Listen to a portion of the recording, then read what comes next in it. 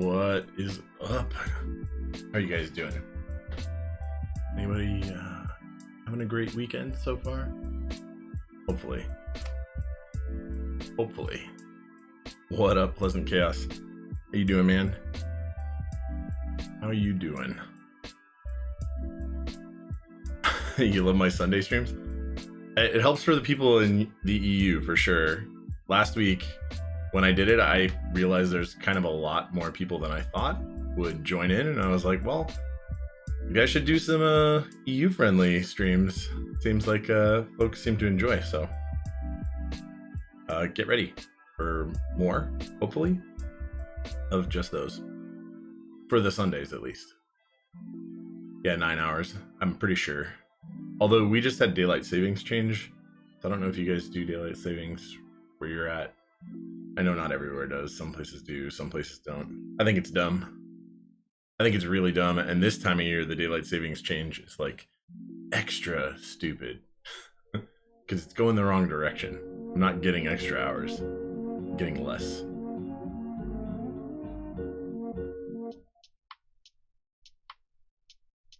Okay.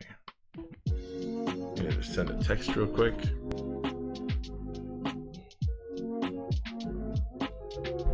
To the people for after. Things I'm doing after this. Oh no. I forgot to hook something up. But so my VODs up to now, it's 8 hours now, yeah.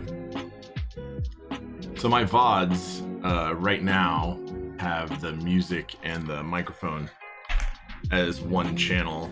Previous to me getting this Go XLR, I had them going into OBS as two separate channels, and I don't know if anybody knows this, but I pinged I tweeted to TC Helicon. I was like, man, it would be really awesome if you guys could enumerate one more output basically to allow me to do this, and they said we can't do that, but there is a way you can.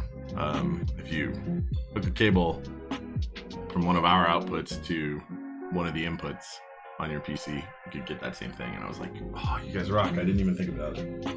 So I meant to do that before this stream, and apparently I did not.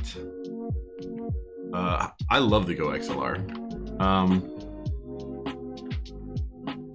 I would recommend the Go XLR Mini. It's considerably cheaper, and the Go XLR is very large. I mean, very, very large.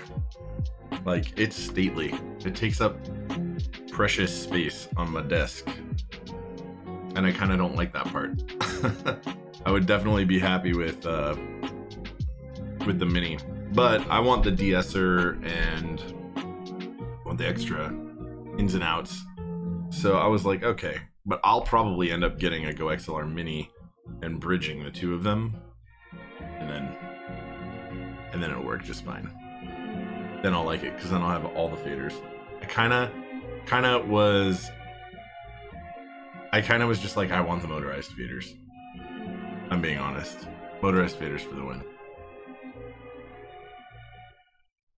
I do love the mic mute button. Like, I just cracked this and muted my mic. Like, why annoy everyone?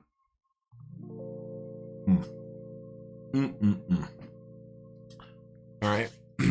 You're looking for a while. Take it easy, man. Yeah, so yeah, it's all good, man. So today we're gonna build another KBD8X Mark II. Just like the last two boards I built on stream. You know, like you do. Annoy. That's one of the best sounds you can make. Annoy. Oh yeah. Got it. I was like, what? Oh yeah. Please show Bob. Bob? Bubbly? Bub? Is this what you meant? Oh, bubbly. Love this stuff. Love it. Or please show what we're building. Because that's what I think we're going to show next. Oh yeah. So I love the packaging for these, by the way. It comes with this cool sleeve with a black on black, just super low key 8X Mark II on it. And then it comes in this cool box. And the reason this is kind of cool, other than just that it looks nice there, is that it looks nice that the little 8X pad is also in there. You know, the 10 keypad. We're not going to build this today. KBD fans, why is it awesome packaging? It is. For KBD fans, it's freaking fantastic packaging. I want to see KBD fans raising the bar like this from here on out. If they can hit this mark and just improve one little tiny thing here and there for all their next sets of boards, then we, the consumers, will be way better off. That's my opinion on it. Way better off. Sure, you're totally right, but like TX does something way better than it, which is ship it in a bag that's reusable, right? I have like a ton of TX bags over there. Rama packaging is freaking awesome. Rukia's packaging was really good because at least the box said Rukia on the outside and it looked really nice. I'm just saying, a lot of people make some cool packaging. Duck doesn't, yeah, but TX does it more professionally though. Yeah, that's true. Duck is just a hobby. Yeah, but like LZ, right? Just gets TX bags made for it.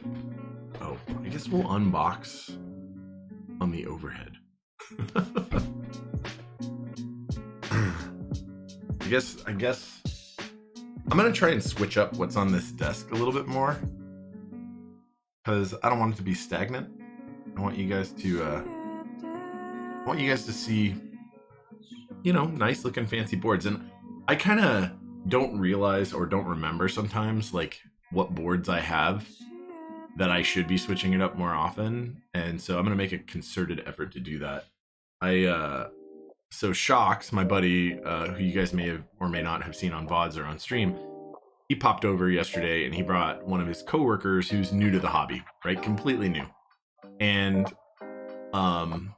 we were like, okay, let's show him all the cool switches. Let's show him all the cool keyboards. And I was like, oh, well, I could pull this one out. And in the end, this entire desk was covered in keyboards.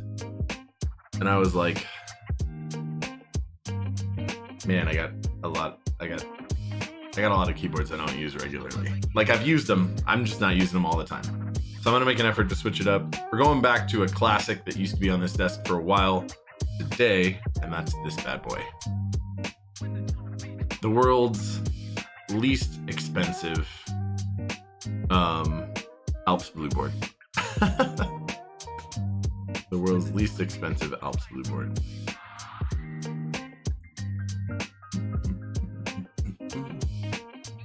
And then, without much further delay, let's just move that bad boy out of the way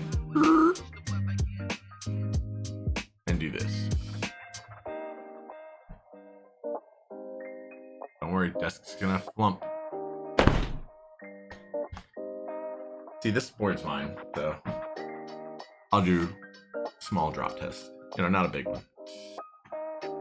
And that's all we get out of there, which is perfect. No GMK stabs as in the previous two. We don't need any modern production Cherry and or GMK stabs. Get our PCB, our silencing foam, and 2 plate options. So I got brass. This is KBD8X Mark II. So I got 2 plate options.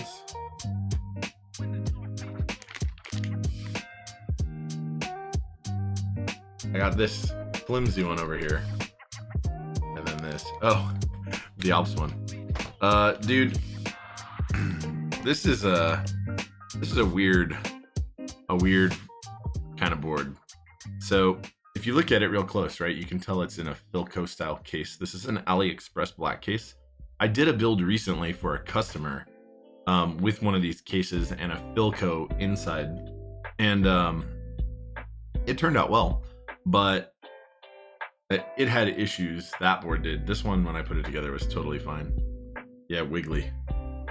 Wiggly, wiggly.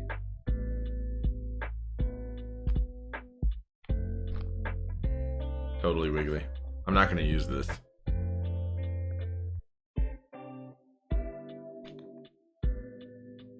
We're not using that. It's jank. Oh yeah, so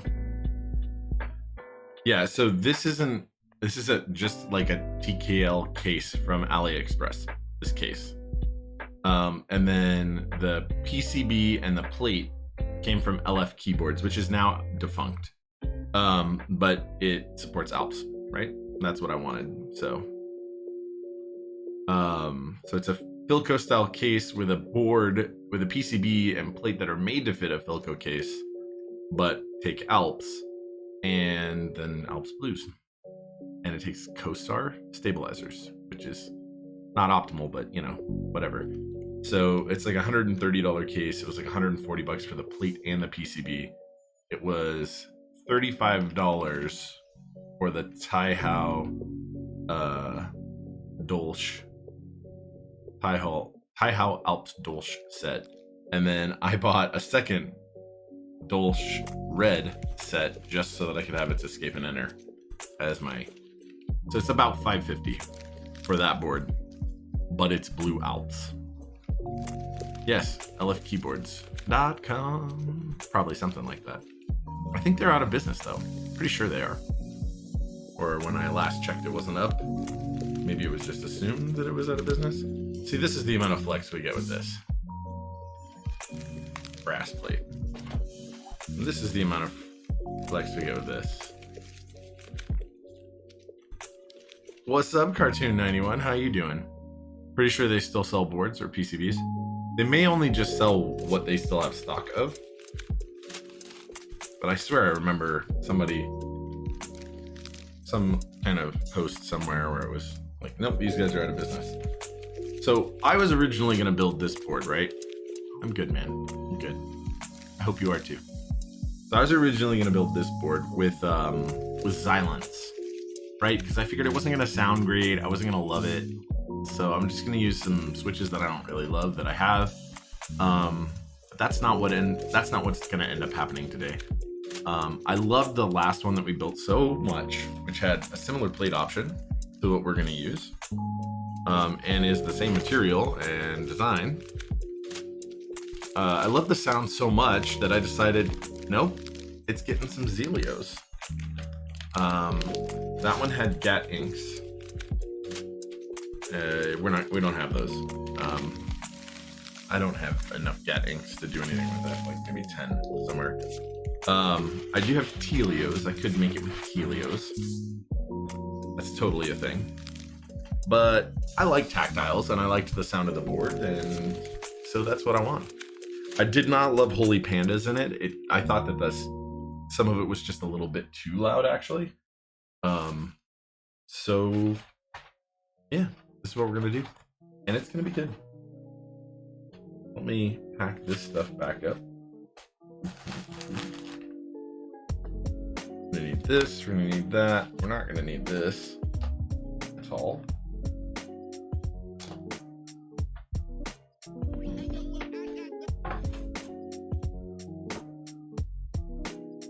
And then I don't think we're gonna need this whole thing anymore. Get pwned! What's up, man? Thanks for the follow. You know, if you guys aren't following already, you should totally consider it. Because we do board builds here. We talk about cool keyboards. Thank you, Waltz. Thanks for that follow. I appreciate that. So what kind of lube did I use? The secret sauce. The man wants to know, or woman, maybe, wants to know what the secret sauce is. GH Beats, thanks for that follow. Appreciate that. So, I tub lube pretty much exclusively because ain't nobody got time for hand lubing with a paintbrush. Been there, done that. Meh. Nah. Nobody got time for that bullshit. And honestly, it doesn't make it better. IMO. I like a consistent lube job. I think that some people like, you know, I just want lube here and I want a little more lube there and blah, blah. I've literally never been able to find that to be effective. The one case where I have found it to be extremely effective is in Alp switch lubing. And most people just want to use a dry lube when they Alp switch lube. I have lubed with a grease and an oil on Alps and have had great effects. But there's a lot more contact with the tactile leaf and the contact leaves in Alps, right? It just is more fundamental to how an Alps works. With MX, I fully believe that the right way is just sub-lube it, be done with it. Anyway, you asked what specific lube I used. Yes, so there you go. You used 3203 for Alps. I used 3204 and Krytox 105 on Alps, and it was fantastic. Fantastic. I painted the entire slider with 105 with a brush, and then I took the housings and just in the rail guides, I painted 3204. It worked out spectacular. I have some black Alps, black pine now, or black bamboo Alps even, that are like Alps brown good. And I brought it to NorCal and people were like, man, that's really good.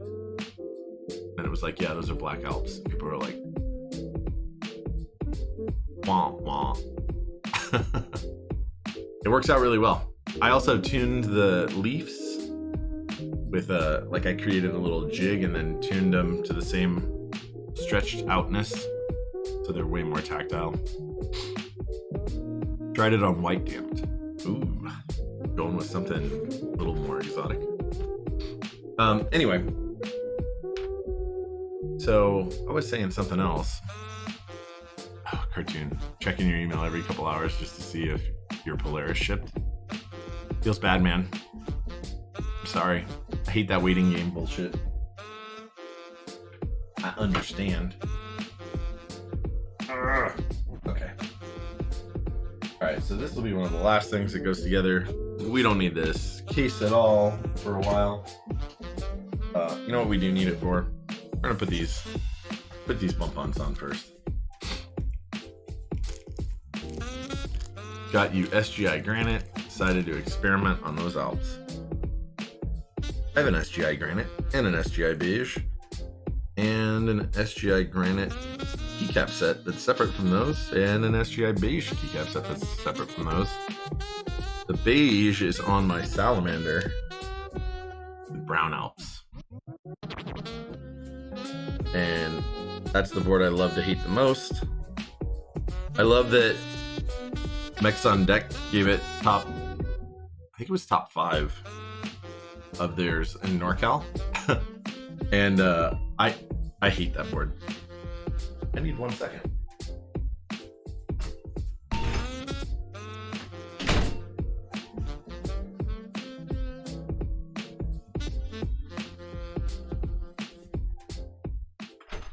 Alarm. My alarm was going off because I set it for solidly the wrong time. Because daylight savings time is a punk. Yeah, so anyway, they really loved it, and it's really hard to ignore how shitty the sound is with a PBT plate. IMO PBT garbage plate material.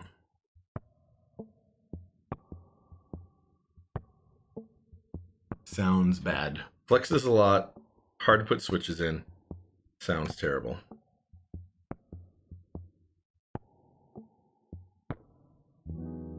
Alrighty, bump-ons installed. Yeah, daylight savings time was this morning. Stupid. You live in a state or a place where there is no daylight savings time? Because that would be fantastic. Last year, you know, the citizens of my state voted to give our state assembly the power to get rid of daylight savings time. They have yet to do that shit. It would be real nice. That's why you woke up at 11. Nice. You don't have daylight savings time anymore for like 4 or 5 years. Panda suit, where are you at, man? I'm so curious. I like knowing little rules like this in different places. Russia. Is that all of Russia or just part of Russia that's that way?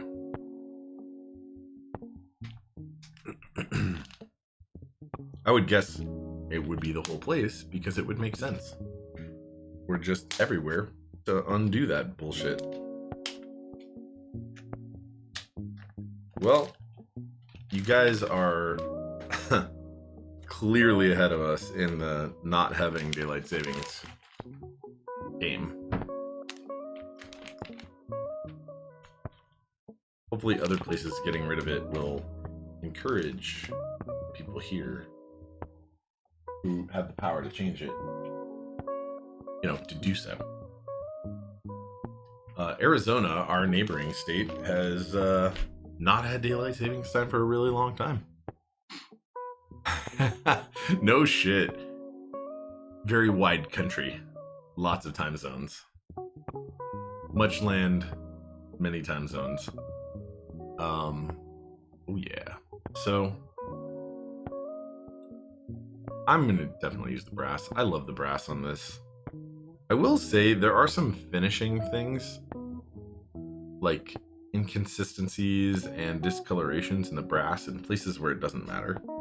Right? Like I don't see it on the outside of this case, the outside of the board. But oh shit, I didn't even turn the microscope on. What's wrong with me, guys? Okay.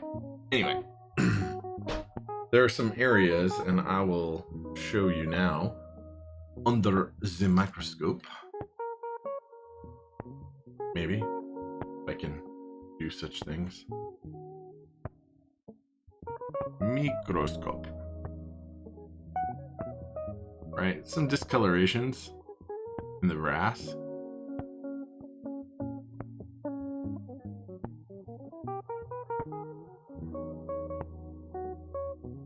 And I don't know what that is. It looks like it's sealed in. I'm not really sure. You're on the East Coast, so all the states around you have it, sadly. Yeah, it's kind of unfortunate. Kind of really unfortunate. Sorry. Feels bad, man. Feels bad, man. Okay, set that aside. I'm gonna need this. I'm gonna need this for sure. Guess we should test this. It's my board, so I'm not always like, oh, I tested the shit out of it. But I'm gonna, because, you know, good practice. Just be in good habits. And then we're gonna try and figure out what stabilizers we want to use. And I have not decided yet. I have the purple ones, but I think those are gonna get saved for HBCP. The atomic purple. I have black ones and I have clear ones. I have a couple pink ones left and some more on the way, because as of right now, everybody seems out of the normal ones. Uh-oh. Ruh-roh. Ruh-roh. Here's a bunch of clear ones. Do I have enough? 1, 2...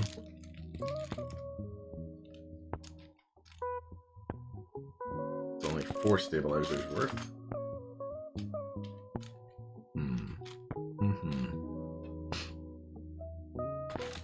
Okay. Well, I guess I need more then. I guess I do. Probably got oxidized before clear coating. Yeah, you're totally right, man. Tried to get some on Taobao a couple of days ago. They were out too. Yeah, that's unfortunate.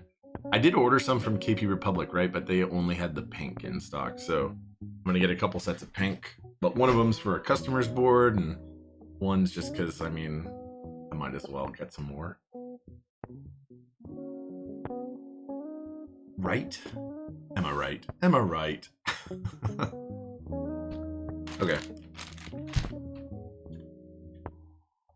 I'm upgrading this board from what I was originally planning on building.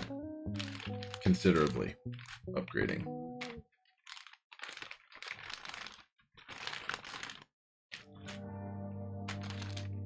Okay, so we're gonna deplete this one.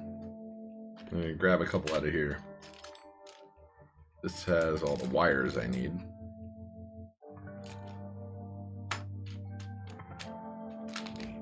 Separate those, and then we can get to work. Looping them stabs, testing that PCB. I hate that KP Republic, at least, staples those. I didn't look at the novel keys ones though. Those don't look like it.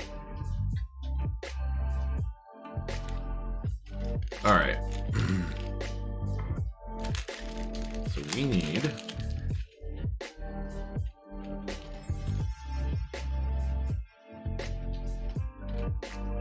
we just need one. Pretty sure that's the case. One stabilizer set worth right here. I'll recount. One worth, two worth, three worth.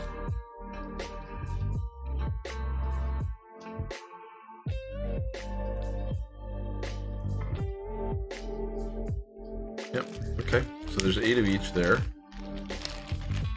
Now there's 10 of each. Which is right. Guess I should have done this before. Sorry. 2, 4, 6, 8. And they give you exactly the right amount. You need a plate that will work with the Instant 60. You don't know why. But I bought a universal plate and it didn't work. Oh no. I don't know either. The Instant 60. I'm trying to Instant 60. Post link. I'm trying to think. That's the sorry, counting still. That's the UPOS one, right? The Instant 60. Not flat. Yeah, not flat. Not flat. Canon keys, yeah. UPOS is of Canon keys. 2,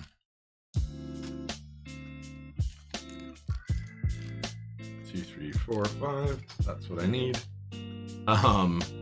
Mac Mutant. Thanks for the follow, man. I appreciate that. I really, really do. Really, really. Why do so many key streams play baby making music and elbows deep in lube? So I used to play more. What's the right way to say it? More. If Talisman were here, he would call it carnival something. I don't know. I don't remember exactly what he called it, but more electro type music. And now I'm playing this because it's more chill. It's more chill. And I mean, if you like my voice, then maybe I'm doing this Barry White action here in the back and setting the mood for somebody, whatever. I can't hate. People should do whatever makes them happy. Missing candles and wine. Max fertility. Lunkwill, thanks, man. I mean, I'm missing the candles and wine, but sometimes we bring out beer, you know, or something. Alcoholic. And then I do have the diffuser going with scents, you know, like it's all peppermint and eucalyptus in here right now, which is maybe not baby making sense, but you know, it smells good to me.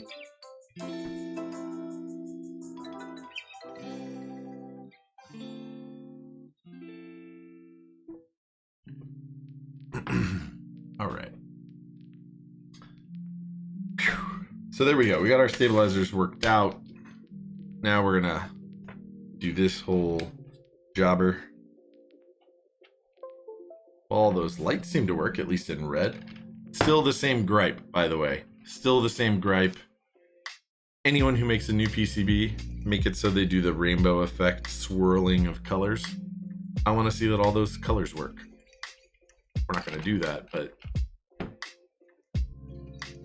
you know, it's the right way, I think. Oh, where'd my other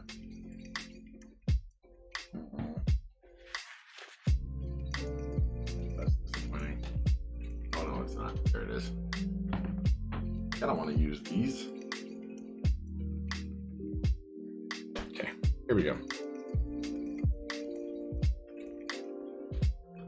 Get our switch hitter up. Show you guys our switch hitter.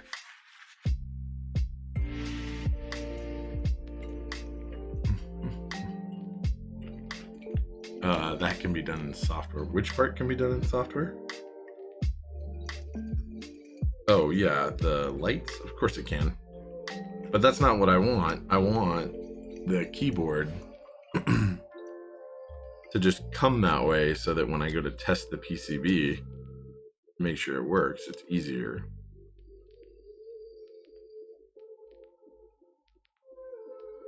I don't want to have to go out of my way to check whether or not your PCB is broken. Pretty much what I'm saying.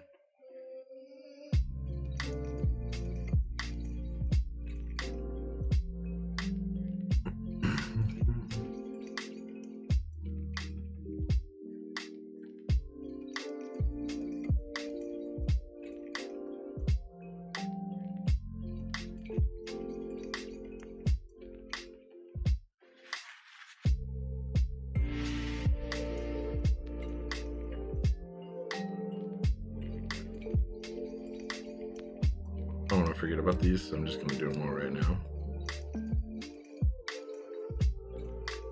Are we here? No. We're here.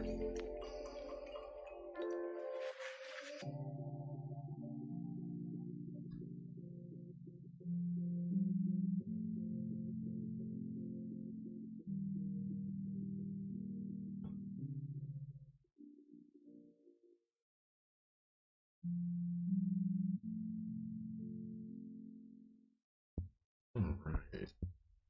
Almost done with these. Second to last row, and that last row is going to go pretty quick.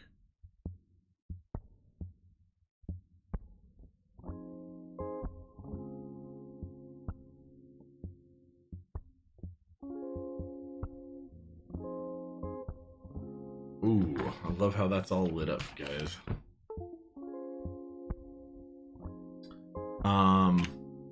Initialize color cycling. Yeah, I mean without doing anything to it, without programming it or touching anything. I just want colors to start rotating just to make sure that all the colors work. I don't really care that much, but you know, it would be a nice touch. That, and then also silk screening on the bottom to denote where stabilizer inserts go. In this case, there's only two areas where you're gonna put the spacebar one, so it's not that big of a deal.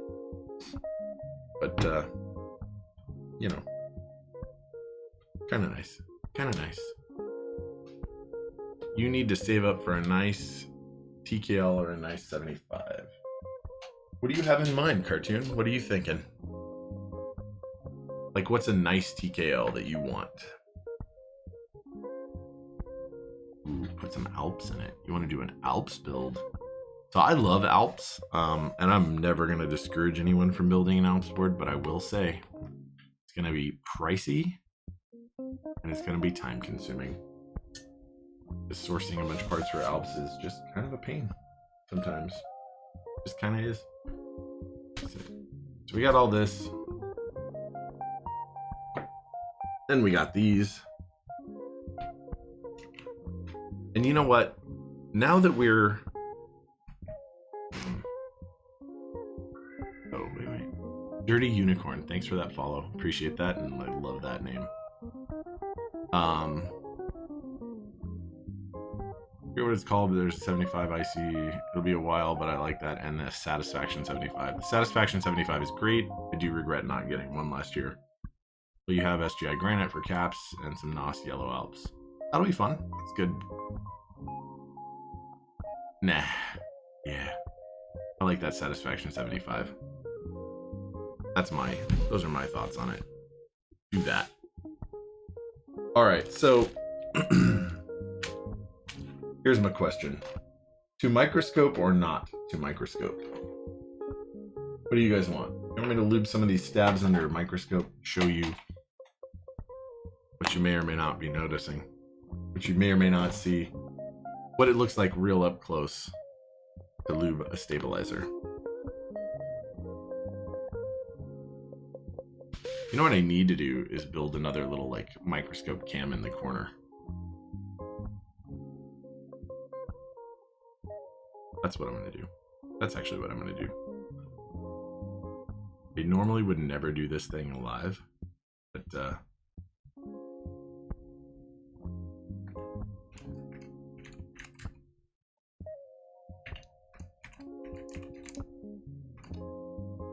get ready, but get ready.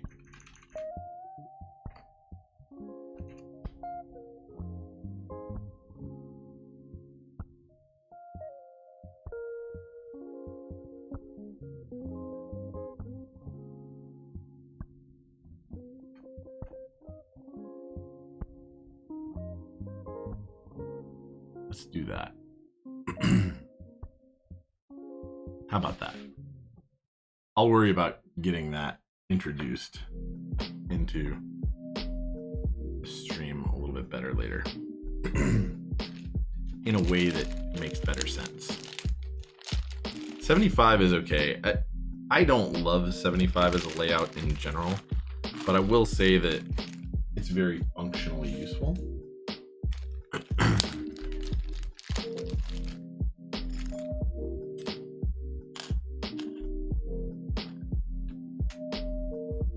Let's do that. Separate these all out.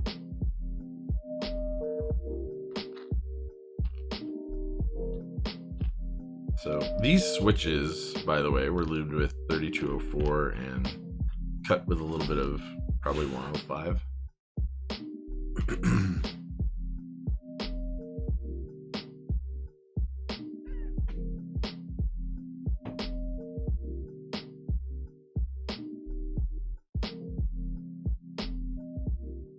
Okay, so here we go.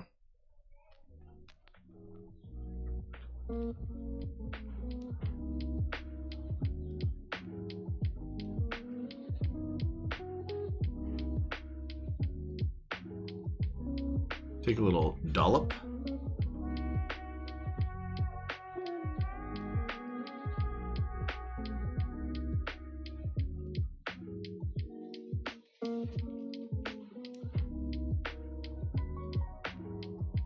Paint the inside there.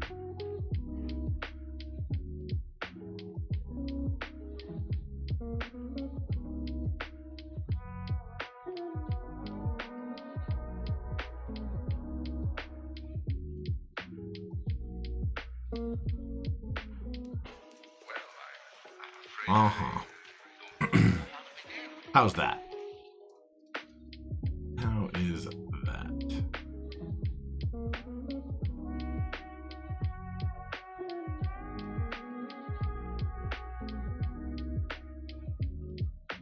I think it looks good. So, for anybody that can't, you know, that's what we're going for. You know, just a little light coating.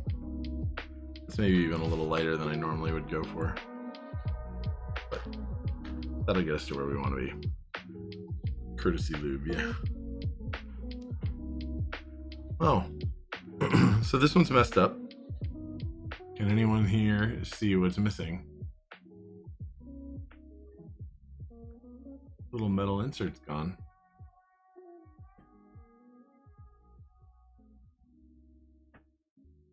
That is awkward. Actually, this one has a plastic looking insert. It's not threaded. I don't understand what that is. I don't even understand how that happens.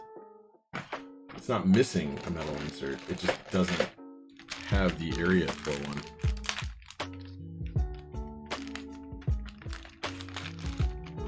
It's okay. We have more. Yeah, it's missing the nut. Oh, missing a nut. Sushi Roll 26, what's up? What's this lube applicator I'm using? It's a little tiny makeup brush. I don't know if I have a brushes command. My mod does seem to be MIA for the moment. But I think I might have one. Let me look. Let me look and I'll tell you.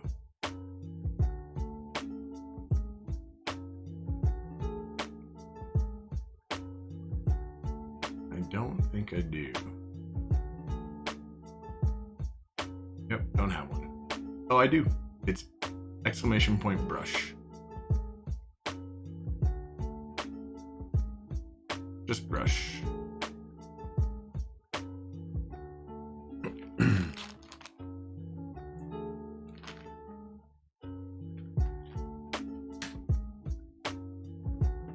So, now that we've recovered and have another one of these, get to lubing a little more.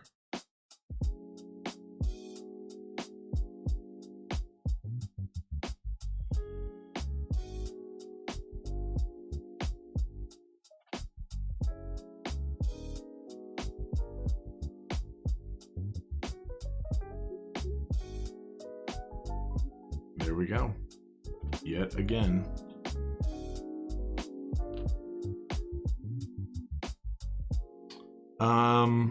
So little break.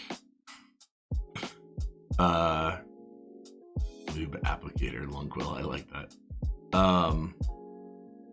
KBD still out of stock. You need to buy another Tofu 65. It's also not in stock. Super moist.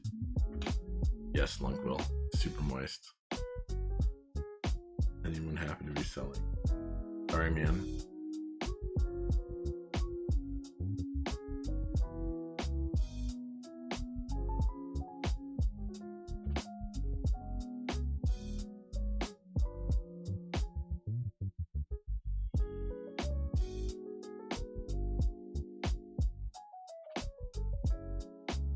There we go.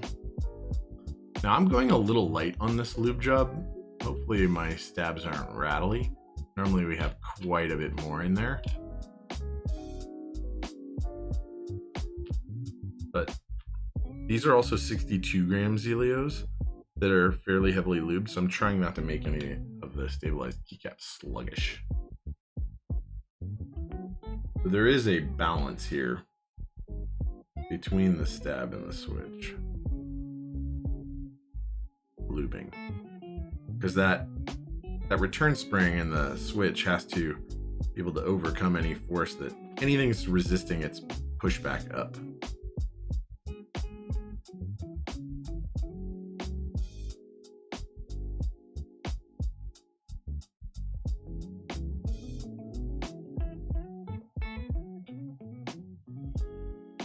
Let's get this the right way around.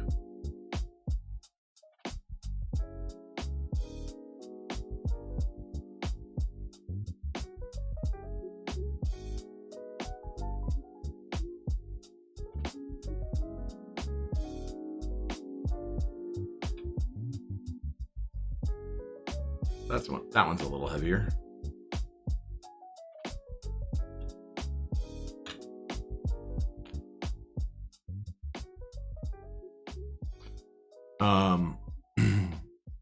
You're interested in those tweezers pliers you're using. So I think these are universally referred to as reverse tweezers or reverse locking tweezers or whatever. Basically, they just naturally hold closed instead of open.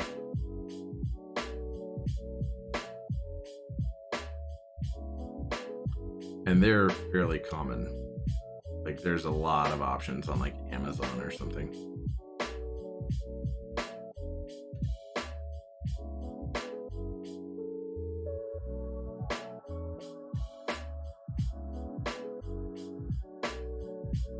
A lot. I think if you just put in reverse tweezer, you'll find something along the lines of what you're looking for.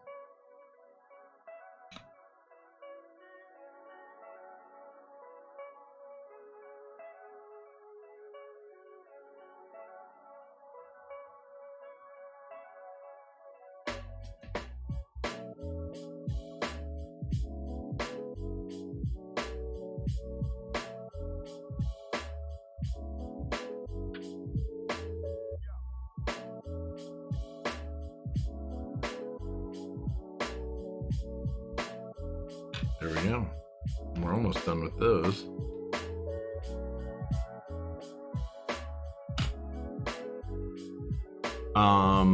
Those are neat. You lubed your Oreos wrong and removed some of the tactility. Oh no, feels bad. Pleasant chaos. Sorry, man. Oh, feels bad if you didn't like it, but it feels nice. I mean, you're always lubing. Gonna lose a little bit of tactility with lube. What are you lubing with right now? Yeah, this is 205 grade 0.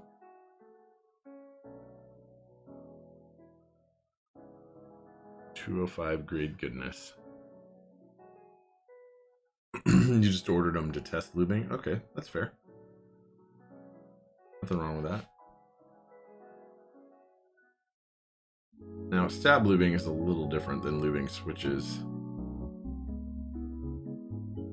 A little hair there. I need that to not be there.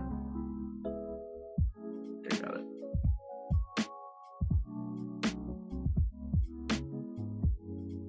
So this is a little bit more sloppy, right? This is just putting lube into this void to try and reduce any kind of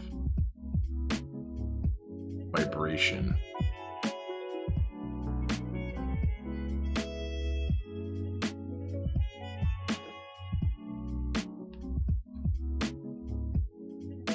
Nope, one more.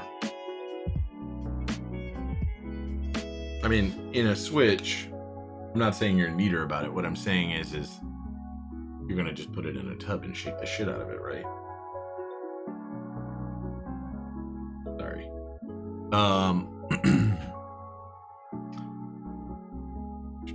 All good. Oh, since you've never done that before. Lube the Everglides too. Those Oreos, what would you compare them to in terms of tactility? Very sharp and tactile. Sharper than like a Novelia or a Paco Royal True or something like that.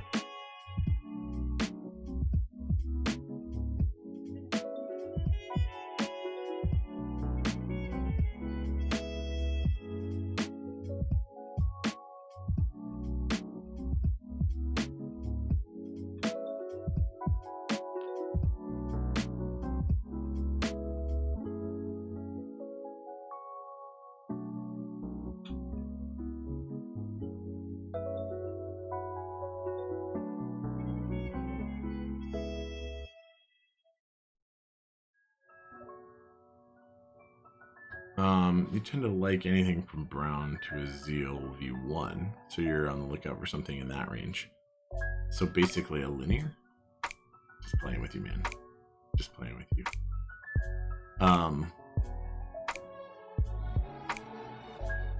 That browns, oof, oof. What's up, mechanics? How you doing, man? And what's up, Milk? I guess. How you doing?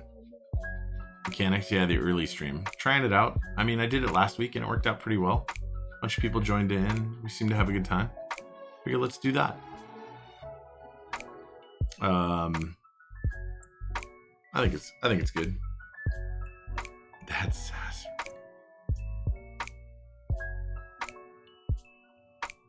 That sass ROM? ROM? What's the ROM? Why am I not getting enough on here?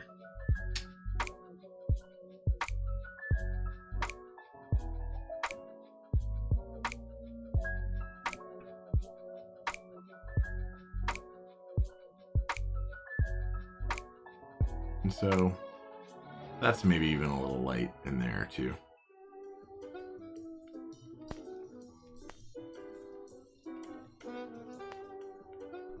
Get a little more in there.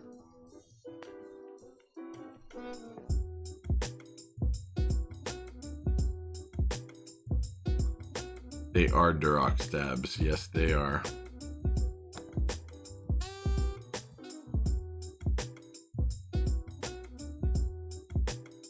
They are. This camera is the best. Thank you so much, man. Appreciate that.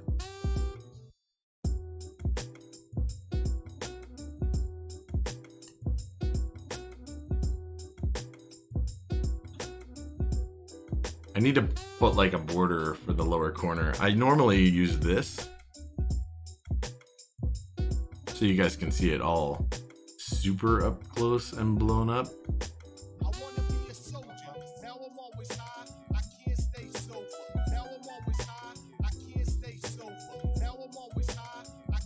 I don't know which one you guys like more.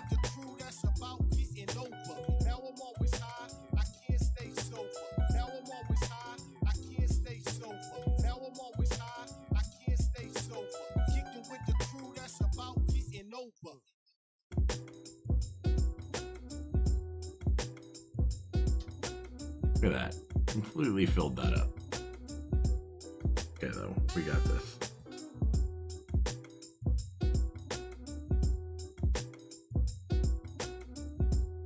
Not filled anymore. There's just a lot there. And it doesn't matter. We made a little bit more of a mess of that one than we do most, and it still works. Anyway, which view do you guys like more? Kind of looks disgusting. Not safe for work, right? So do you like it like this more? Lewd stab hub.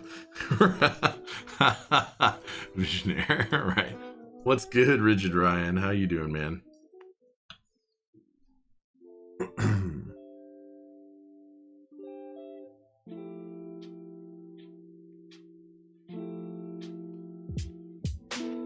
I'm good, man. I'm good. A little tired.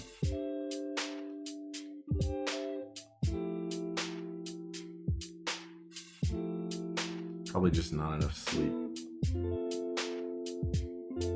Yep. Lewd stabilizers. Apparently. That's what we do here. Stab's getting lewd. And it's okay. That's acceptable. I don't think there's any Twitch community guidelines against stab lubing yet. One day maybe, and they'll have to let me know. Per your discussion on Discord, you're pretty much all ordered up for your custom side switches. Sounds good, man.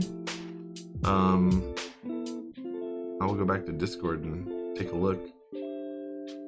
Reacquaint myself with all the details.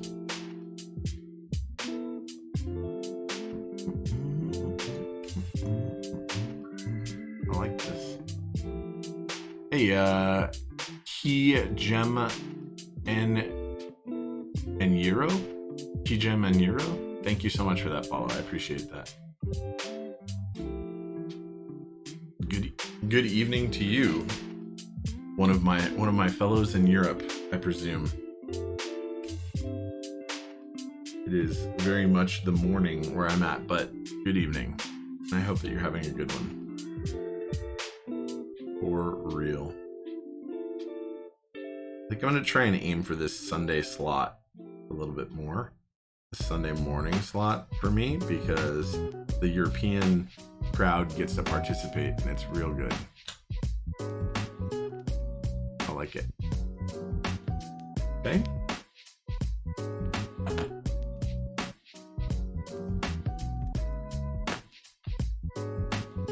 Germany. Okay. We got a couple people watching from Germany today. Nice.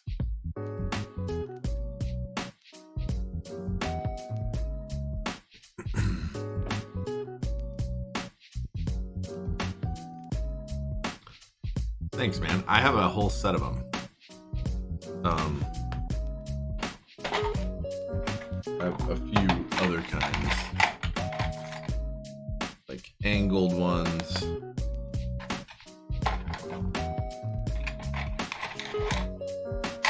More angled ones. See? More angled. Less angled. Straight. They're pretty cool. They came in a set. I think it was like maybe 12 bucks. It's like surgery tools. Hey man, I mean, they're pretty useful. I don't think I have a tweezers command, but I definitely should get you guys one of those.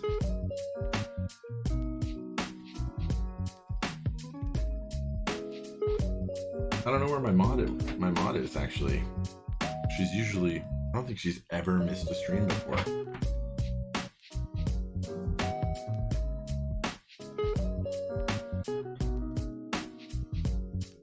I hope everything's all right. I do.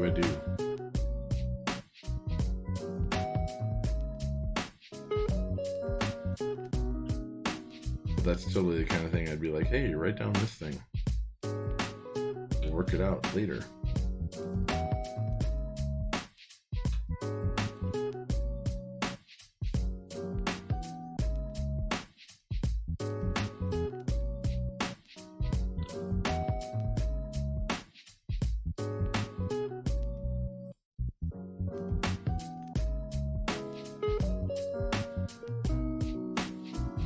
Perfect.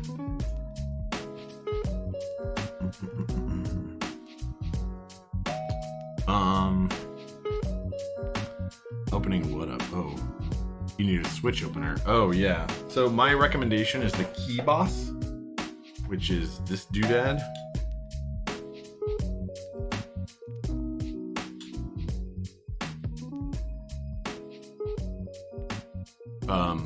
It's $20. It's the KBD8X. This is the one. There are a lot of other tools that look similar but slightly different, like the Nutcracker and a bunch of things, but this one has the right amount of like grip area for your fingers when you put the switch on it. This is my favorite, and it's one of the earliest ones too.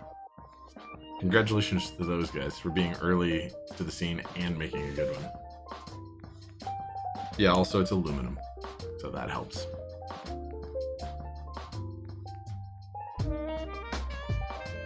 You're probably gonna buy a set to help with Gundam modeling? A set of these tweezers, or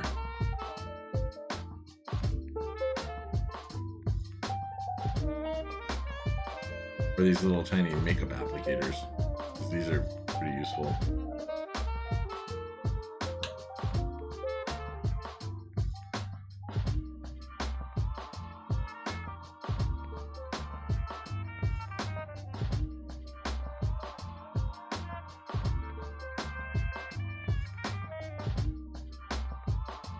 You guys are noticing there's maybe not like perfect consistency in each of these portions of the stabilizer, and that's okay.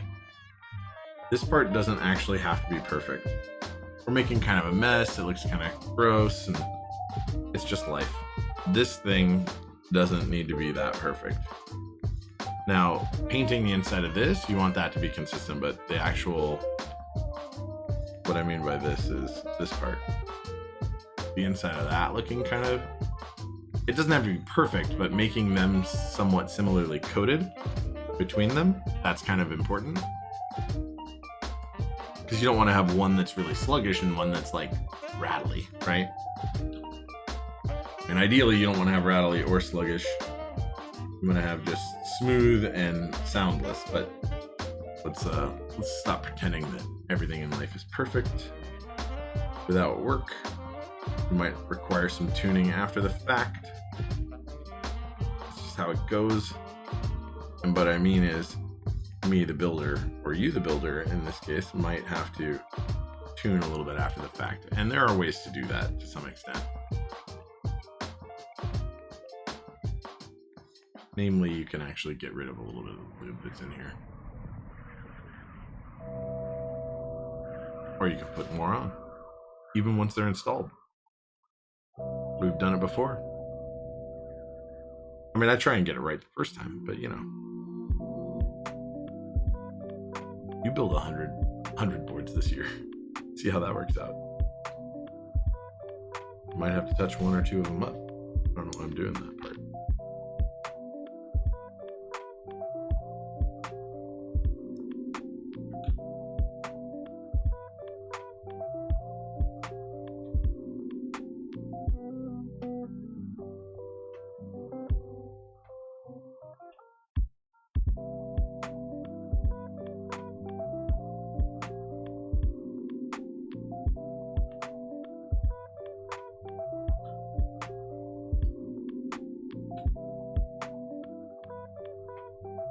We're just getting lewd with a little bit of lube. We're not getting lewd. We don't do lewd things here.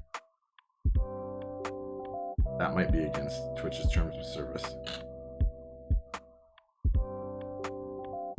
Or community guidelines, anyway. Oh, Oh no. Oh no. Could you guys see that? Milk, I guess. Thank you for subbing, man. Appreciate that. I really, really do. Thank you guys for all the support today. If you aren't already following or subbed or something similar, you know, go ahead and consider giving a follow here and jumping on to my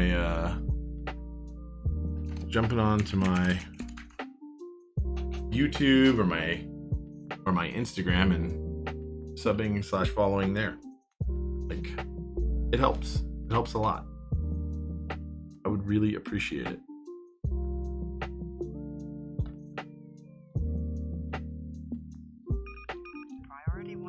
Pleasant Chaos, thanks for the sub, man. I appreciate that. For that 3-month streak. Nice. Tier 1. Milk, I guess. Yours was a tier 1 too. I appreciate that a lot. Thanks, everybody. Right. So,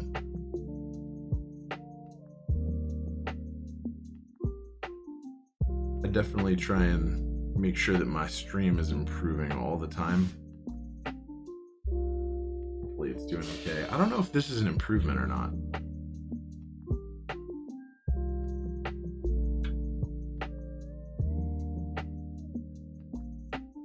Do not know. I know the microscope is. What I mean is I don't know if you guys like it down here in this cornery doodad right here. Or if you like the full screen.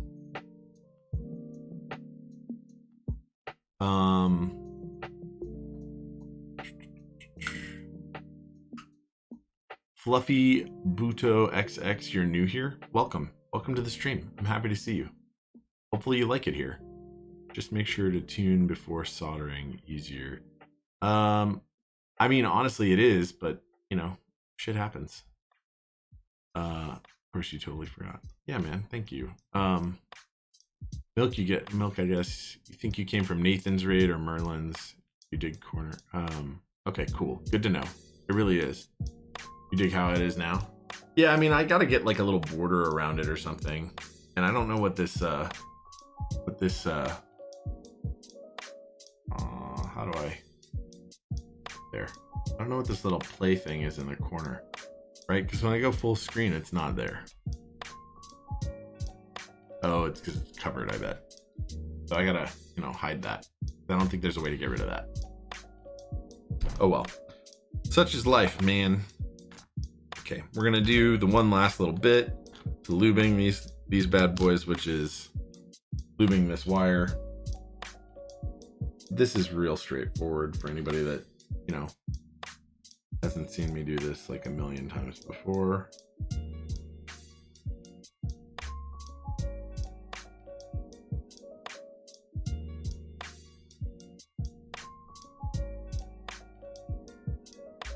Right, so you got this wire coated.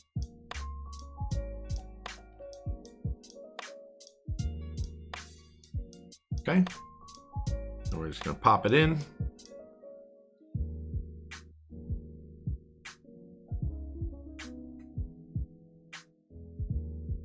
Perfect. I'm gonna take this and do the same, and then I'm gonna get rid of this little microscope and stop doing stuff on microscope vision, because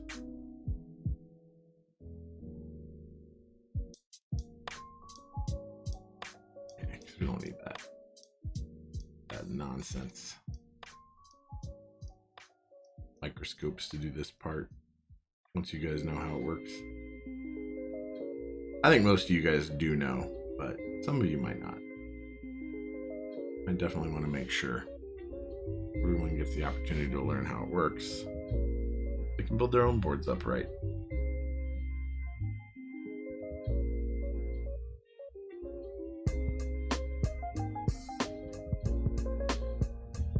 Perfect.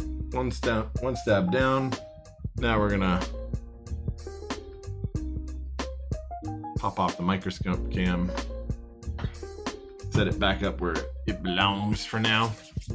Someone who just started streaming, your jelly of the camera is great view. Thanks, man. Appreciate that. I really do. Tweety Productions, thanks for that follow. I really appreciate that. It's covered up by the webcam. Yeah, that's what I thought. So, how's your streaming going, man? I think my favorite cam is definitely this one.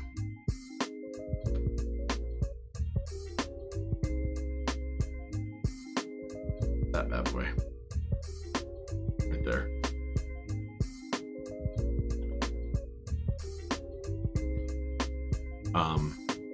And I used it probably the least, unfortunately. So I don't need this now.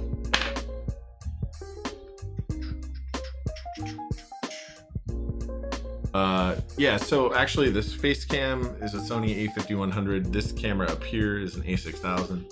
And that camera back there is an a7R2.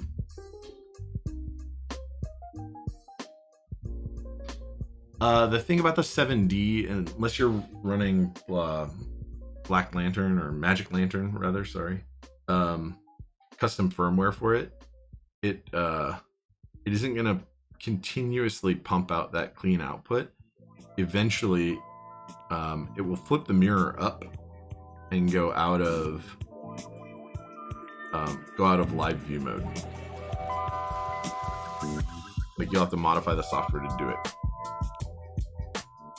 I don't know if it'll overheat though. Maybe. If you're recording to a video card or to a memory card, like some cameras will overheat, including some of these. My a7R2 has always been good, even outside in the desert in the heat while doing extensive shooting. But the a7R2 is known to have that issue. Mine has never experienced it, and some of them don't seem to.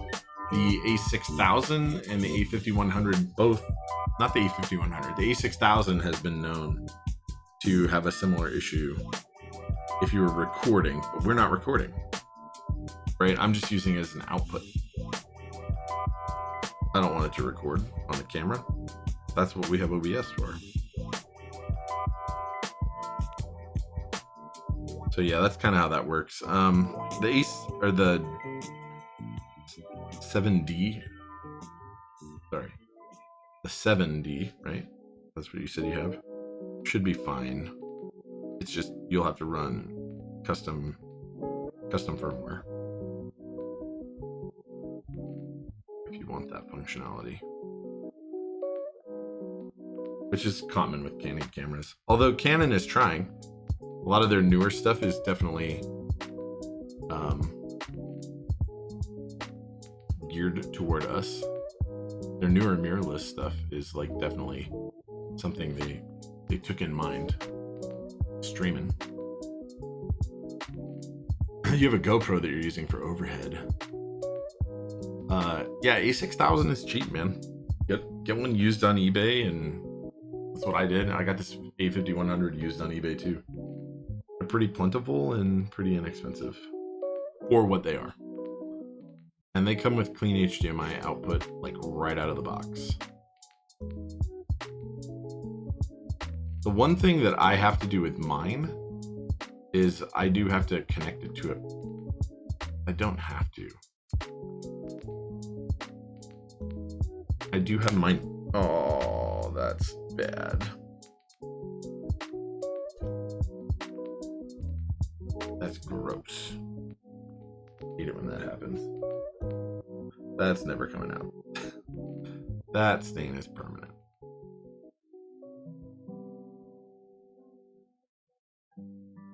Let me pull that back over here, a little closer to my body. Yeah, happens, man. What you gonna do? Okay, that's what this mat is for. How did I? Wishing Canon would catch up. I have nice Canon glass. Well, you can adapt your Canon glass to Sony with adapters. I was in the Canon ecosystem before Sony. I don't have smart adapters because my best Canon glass was manual.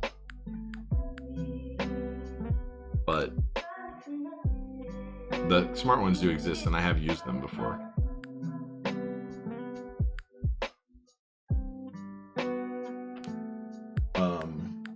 Like before Sony, I wasn't into it enough to have really awesome glass.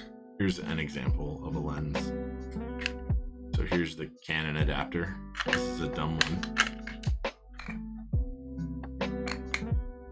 And this is this is what I'd use for astrophotography a lot. This is a Rokinon 24mm f1.4.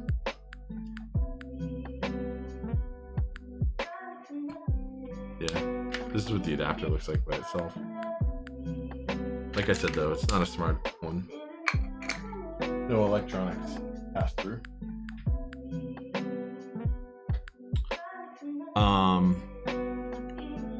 You can use your L series with the Canon 6000. Yes, you can. Yeah, you absolutely can, man.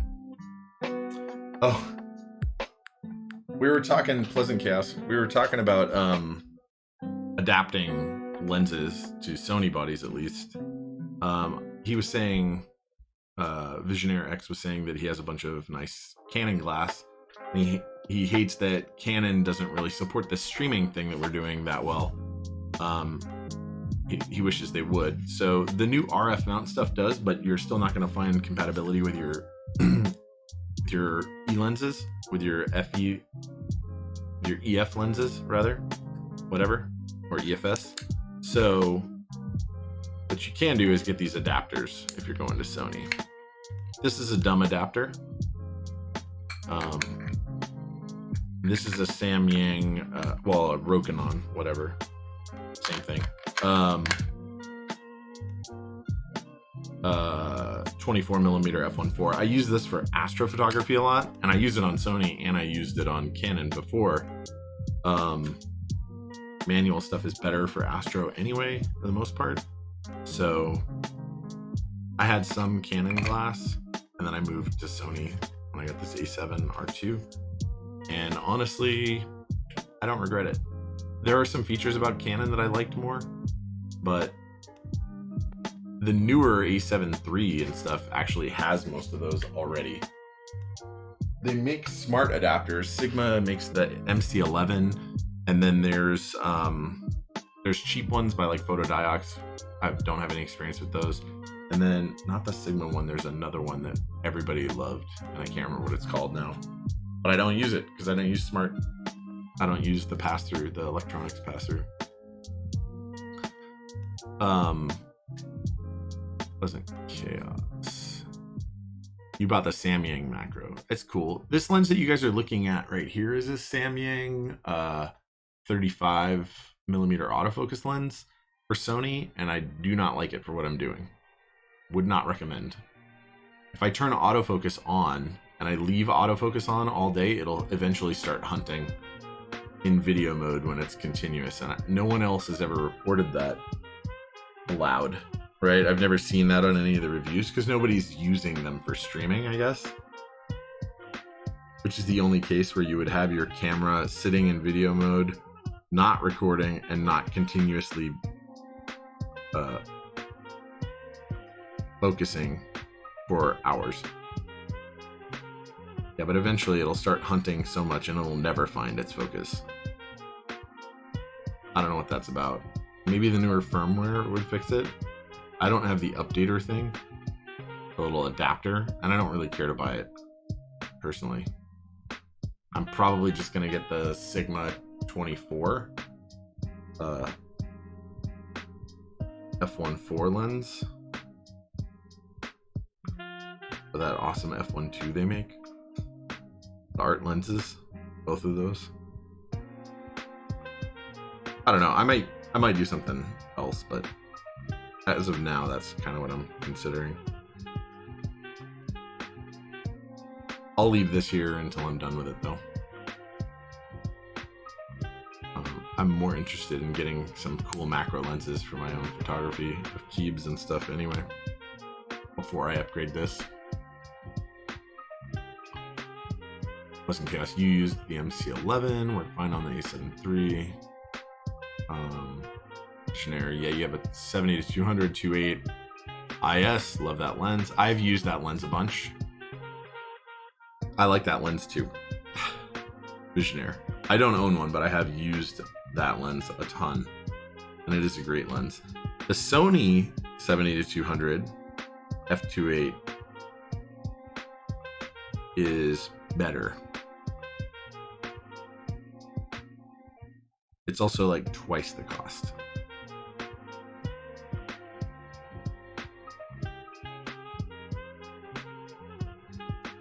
But it's most of the 70-200s experience focus breathing, and with subjects that are very close up,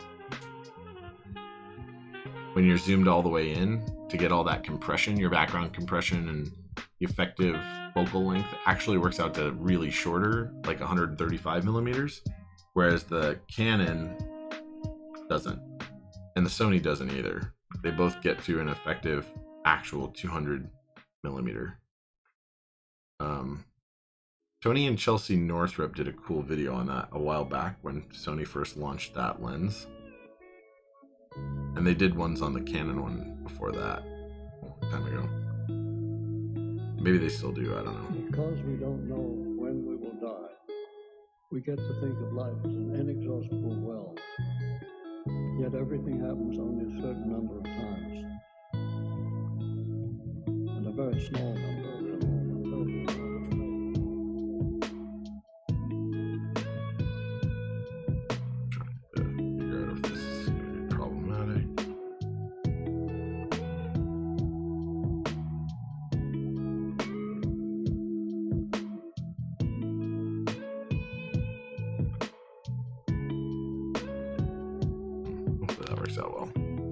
Shall see. We shall see. Yeah. How many more times will you remember a certain afternoon of your childhood? Some afternoon that's so deeply Pleasant Chaos, man. I actually like going with really fast primes too. 4 or 5 times more. Mostly because for the cost, you just get better lenses. Visionaire X, man. Thanks for the sub. I really appreciate that. Prime sub. Super cool, man. Thanks. It all seems. I'm definitely a fan of fast primes for the cost more than anything. But I'm not gonna hate on cool zoom lenses. I mean, I like them. I don't know, man. I have a hard time spending the money when I could get something that's actually faster for cheaper. With the kind of stuff I do, it works out. Now with the video stuff, I don't know, the zooms are kind of convenient, so I kind of get it. Why people don't. A number of times, and a very small number, really. But you know, what are you gonna do?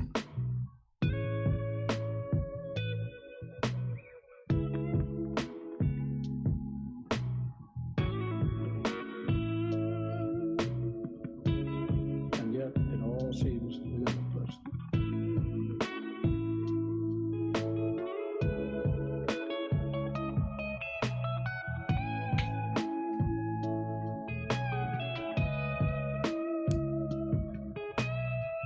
Yeah, if you're working a bunch using your lenses to actually make money, like you have to get whatever is going to work in your setup.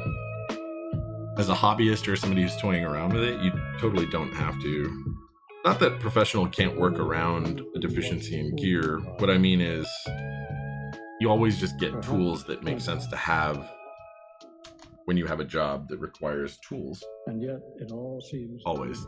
Disco Crocodile, what's up, man? How you doing? How are you doing?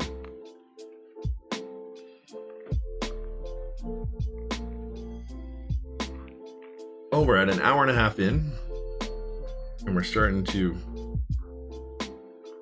put together the actual PCB. I think we're gonna do all right. So I will say that I noticed it seemed like the holes, the holes where the foot clips go in, I don't know what to call those otherwise, on the PCB, like seem a little tight on this board. Now I only built one of these now twice with GMK stabs, so I don't know that it's not related to the stabilizers. But now with these Durocs, it also seems kind of tight.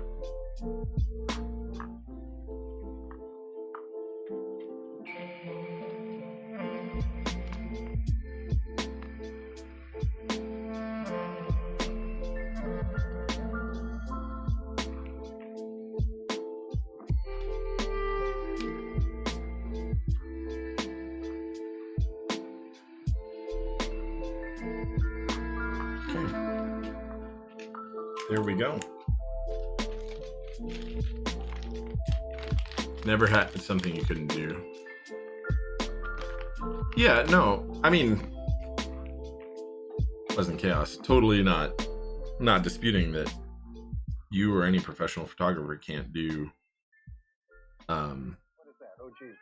things with their equipment that may be optimized by doing it some other way in someone else's system. What I mean is generally speaking, right? Like, you buy the tools that are likely to lead to the best success for you, given the type of work you're doing, one, and two,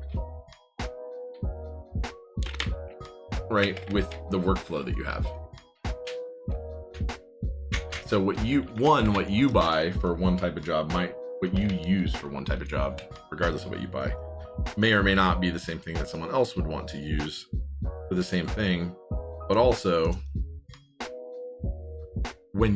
what I think is more universally true though is when you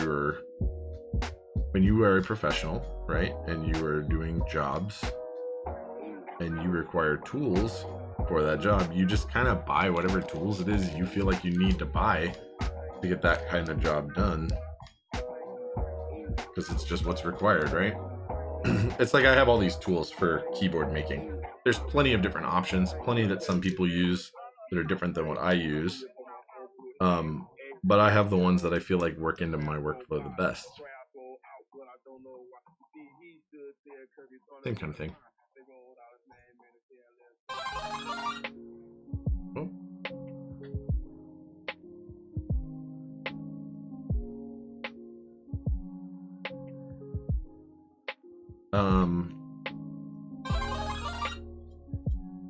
It's pretty much how it goes. It's how it's always gone for me, right? Like, I require things or tools or whatever at my work sometimes, and while I'm not the guy who would buy them, you know, I'm like, this is the thing we need, let's get the thing. The end. Like, no question about it. Like, this is the thing we need, so we're gonna get the thing we need.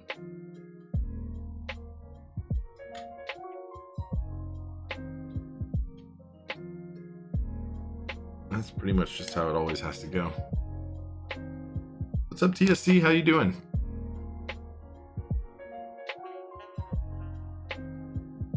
The gas on photography is real. No joke, dude. Gear acquisition system or syndrome. Yeah, you're not joking, man. If you're doing photography, like, you want all the cool toys. If you're into it. That's like any pro photographer you go see. Not even pro, like anybody who's just into photography, you go see. Like, if they're really into it, they probably have like some wonky stuff that they're like super excited about. And the pro photographers that I've met that were really into it also, like, not just as I guess they're all kind of into it, but people who are like super into photography have like stuff that's completely unrelated to the type of photography they do professionally. Like wedding photographers, right? Some of those just with crazy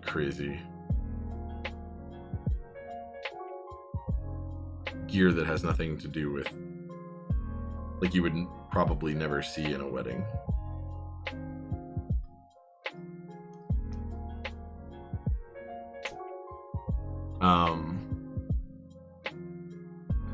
This go crocodile. And content creators always pushing the latest and greatest on YouTube channels doesn't help the wallet either.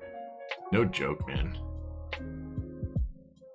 No joke. Oh, TSC, sorry to hear it. Seriously. That sucks.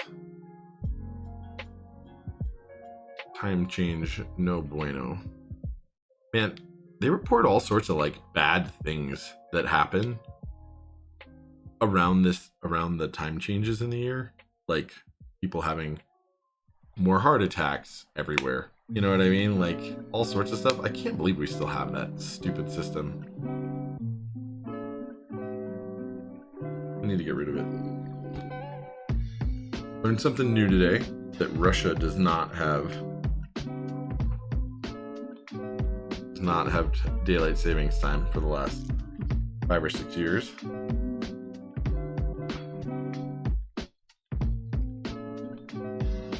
What about Germany?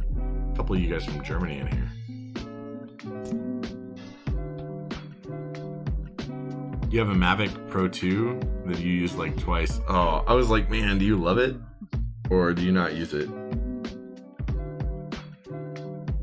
I like drones or quads conceptually, and I'm like, oh man, I totally want to fly quads, but like I don't know if I need one for like photography so much as play. Like what I want to do with drone or with quads is like first person view and fly, feel like I'm flying.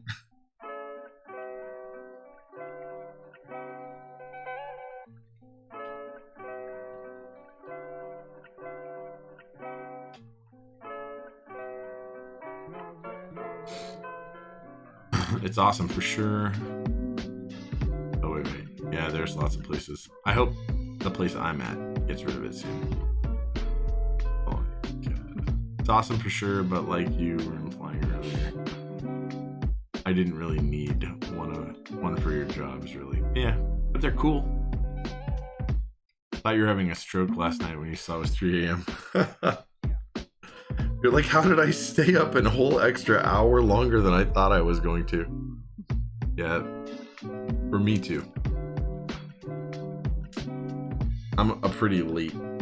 I stay up late normally, so it's extra ruthless for me. Every year.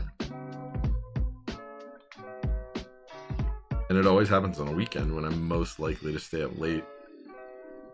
Even later. It's like, oh, it's so late.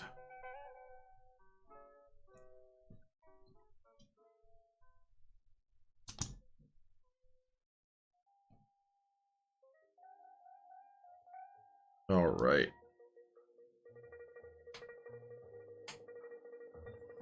Almost done installing these stabs, then we'll throw some switches on here.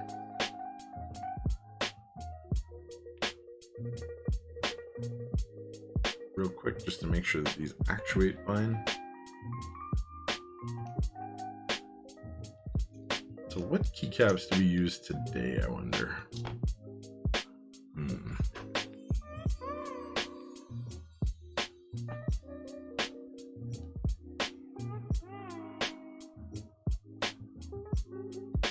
You started a VOD at 1, and at an hour in, it was like 3. And told me it was today. This PCB is looking okay. I like it.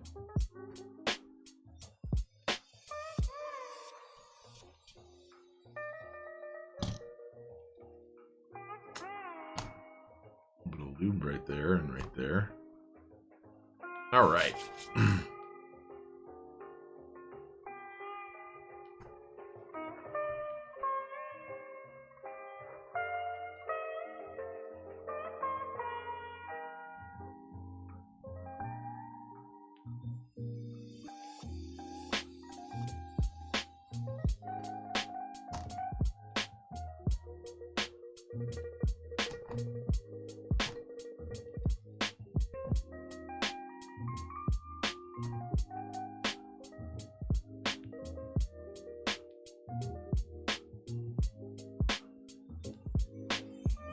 Backspace may have a little bit much on it. I don't know. We'll see. We shall see. Let's figure out what keycaps we think we're gonna want to use on this. It's polycarbonate. We used olive on that last one. I think that what do I want on this? I think that I kind of want to see Oblivion V2 monochrome with the Hamagoro stuff. What do you guys think? Do you think that'll look good on this board?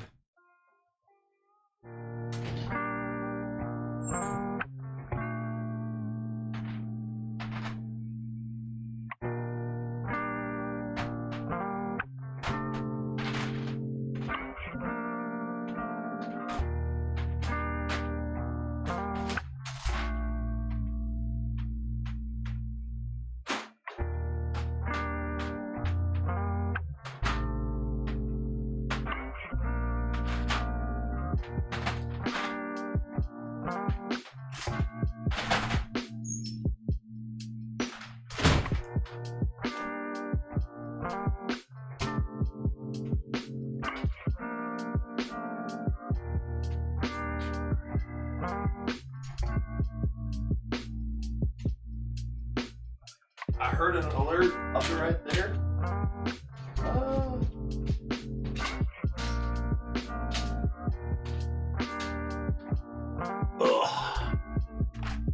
G Money Rider. Thanks for the follow.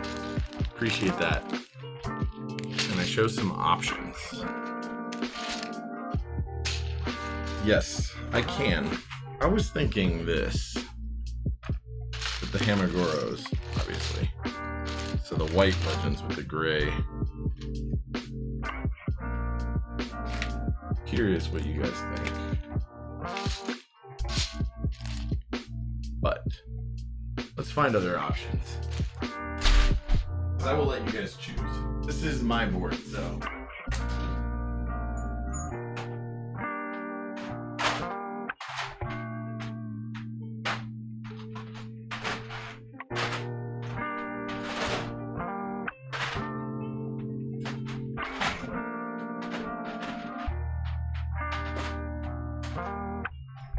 These are the options I'm going to give you guys. GMK Oblivion V2, but I'm only offering you the Hamagoro. GMK Eclipse. GMK Monochrome. The Tuxedo of keycap sets. GMK Modern Dolch. And GMK White on Black.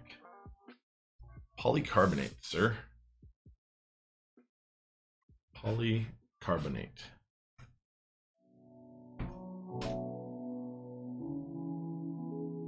You guys think about it. TSC, go ahead and make me a straw poll if you would. So it's white on black, Modo, for Modern Dolch, Monochrome, Eclipse, and Oblivion V2. Specifically, Hamagoro. Gian, PC, oh PC. So here's the deal with the polycarbonate one, right? Lana likes thick, and Gian, and everyone else. Here's the thing. I was convinced that I wasn't gonna like this board actually that much. So I was like, I'm gonna put Silence in it. It's gonna sit in the corner. Who wants to use this board? Then I built that one the other week, and I was like, yes. And I'm using the same plate as the one that I built the other week. I am using the brass full plate. I do have polycarb full plate also, but I'm using this. And we're using the MK Ultra or whatever muting foam.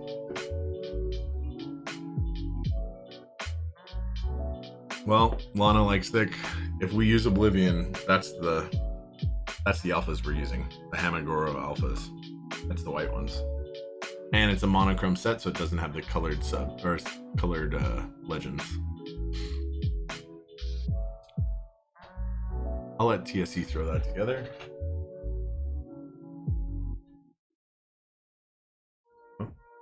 I'll let TSC throw that together, and I'm just gonna start grabbing some switches, testing it out with some stabilized keycaps. Normally I wait till like the end to let you guys put it on, but I just didn't want to open up multiple sets for no reason.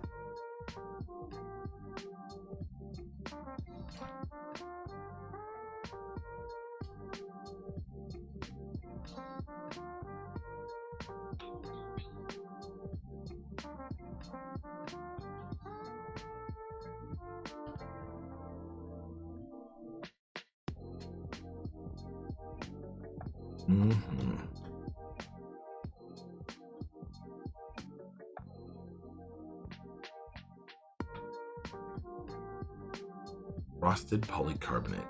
I agree that it's sexy. It looks good.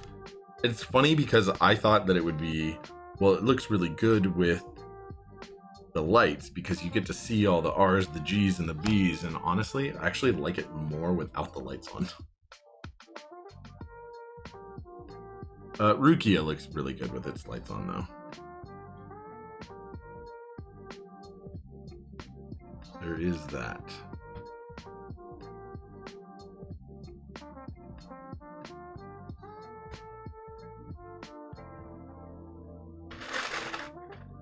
Same, just playing without the lights is nice on its own. That's the way I like it the most.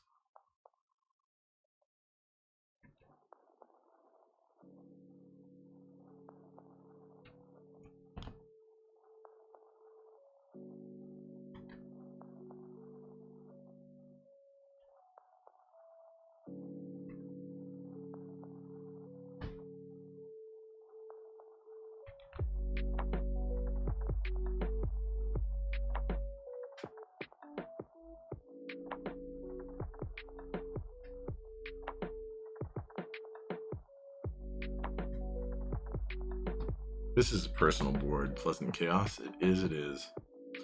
Thought on PC plates, just built your first mech, ended up with an aluminum plate, but was tempted to buy a PC one. I think plastic plates are kind of gimmicky, personally. I think brass is really good. Aluminum is pretty good. Palm is plastic, and palm is actually really good. So there's that, I guess. Palm sounds really fantastic. They're kind of a bitch to build with, all of them, but you know, that's life, I guess.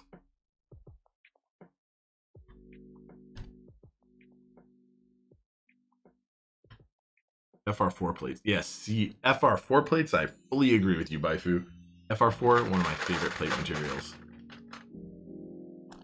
I like brass. Brass is my absolute favorite, but FR4 is fantastic. They have a lot of sound. Carbon fiber was nice too, actually. Makes a lot of sound.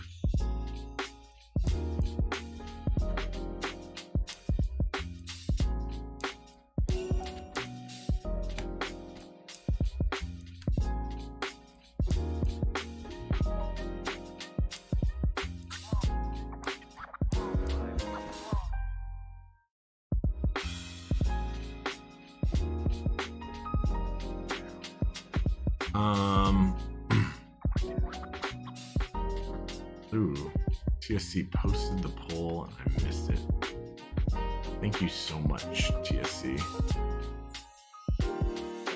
Very wise once said, "For what should be my way?"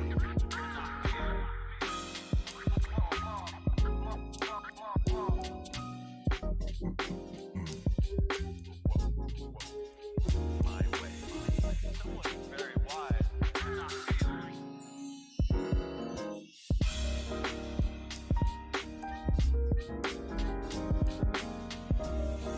Want to try Palm for shits, and you've got some Vint Blacks on their way soon. Palm is fantastic. It just has a beautiful, beautiful sound. Milk, I guess. Brass is what you have in the SAT 75 right now. Yeah, it's wonderful. What would I get? What would you get if you wanted a bit more flex? So FR4 is very flexy. Aluminum is more flexy than brass. Palm is very flexy. All the plastic ones are very flexy. I would do palm. If you can get a palm plate, get a palm plate. And palm is relatively easy because there are people in the community that are usually willing to cut a plate with a laser out of it. I don't want to throw him under the bus, but 159, or Josh from Project Keyboard, has a laser cutter that can easily cut palm. In fact, he offers palm plates on all the boards he runs for people that want them.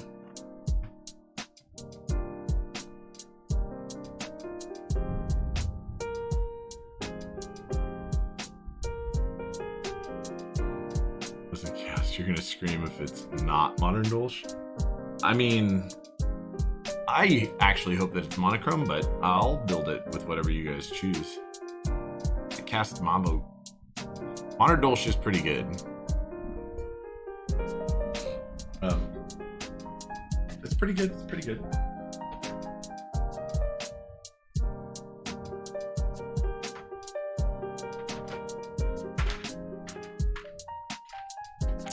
Yeah. We're gonna give it some time. Go ahead and post it every now and then. I'll use Modern Dolch as a test fit set. Just to be a good guy. Just to be a good guy. Okay.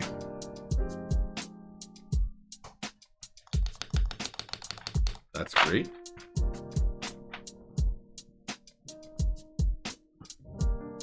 Ashes, Apollo both doing well numbers wise. Are they really? Good for them. Ashes, I'm probably going to get in on. Apollo, I'm probably not going to get it on. As much as I love it, I really do, by the way. I just, it doesn't have numpad support. And I have a hard time getting behind keycap sets that don't offer numpad, like in the base kit.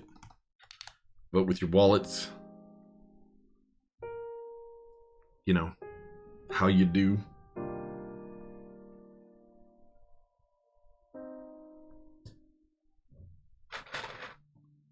Ashes is great, and Ashes does have it in their base kit.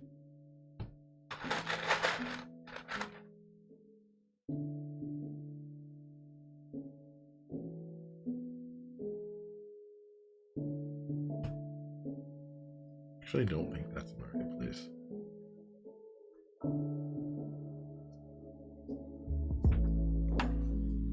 Actually, that's probably not. That probably goes here.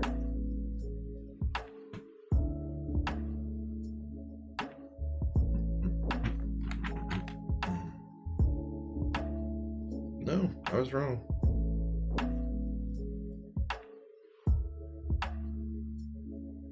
Yeah, it goes inner. So this is actually wrong also.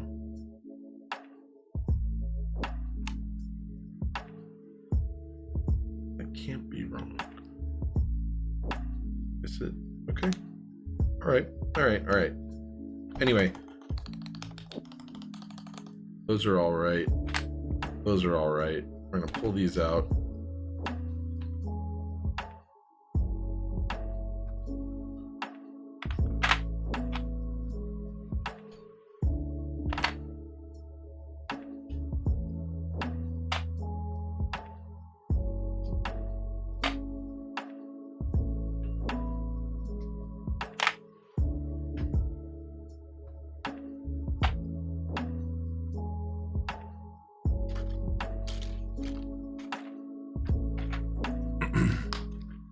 You're definitely getting Taro accents. Oh yeah, Taro.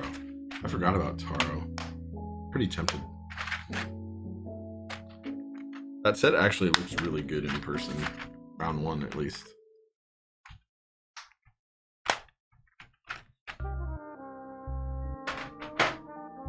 Okay, now we're gonna start soldering together, guys.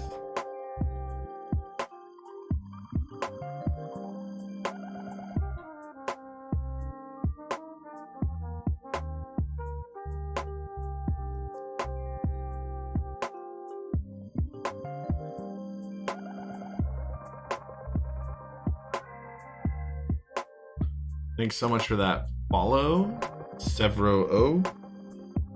Appreciate that. I really, really do. Anybody that's not already following, you know, consider it. Consider a follow or a sub, or jump on over to my socials. Hit up my YouTube, my Instagram. Follow or sub there too. I would appreciate that a lot. Are you crazy, or do the direct stabs have a higher pitch to them than typical cherry ones? Difficult to say. It's difficult to say, man. I don't know.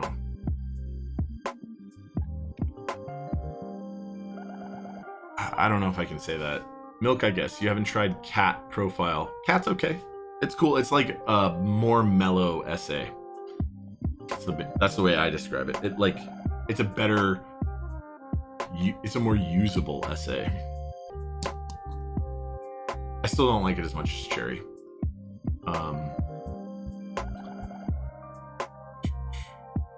You might have some FOMO if you don't pick up the Lunar Desk Mat. Yeah, I feel you, man. I understand. Are you crazy? Oh, Taro is 100% an in-person set. So Taro, Olivia, and Shoko. Taro, Olivia, and Shoko are, and kind of camping actually. Camping does look really good in some ways on a lot of things. It's just, it's way better in person than it is online.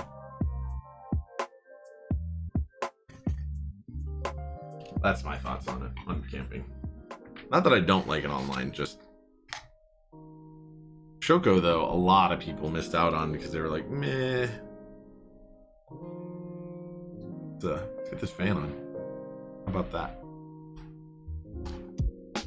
Hopefully the fan isn't super loud. Hopefully you guys can't even really hear it that well.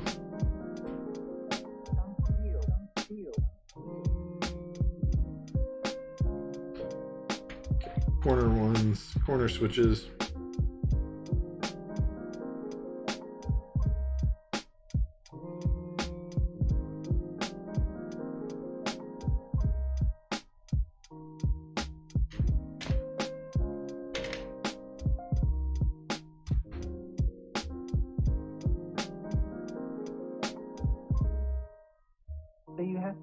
Some field in which you operate at your best capacity, and which will then serve as an influence. To can't hear the fan. Good, man. Would you say it falls somewhere in between essay and DSA? With my truest belief. Yeah, for sure, but be affected as I desire them to be affected, as much as I can affect.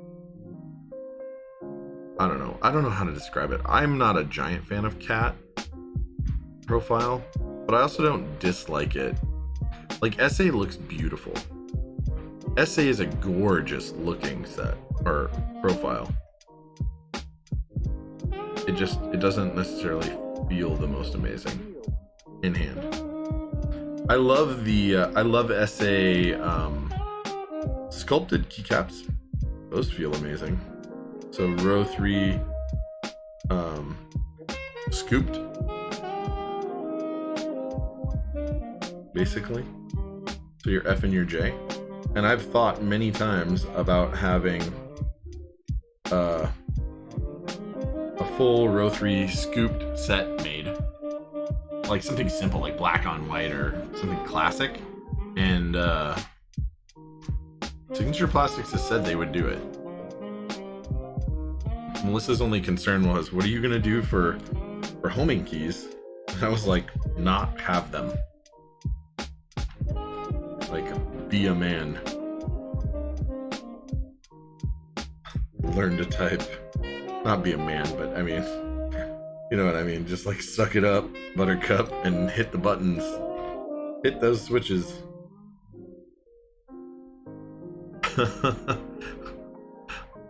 Like, just be good at typing, which I am not, which is funny. But they feel so good under finger. I won't be unhappy when I have to hit backspace. How about that?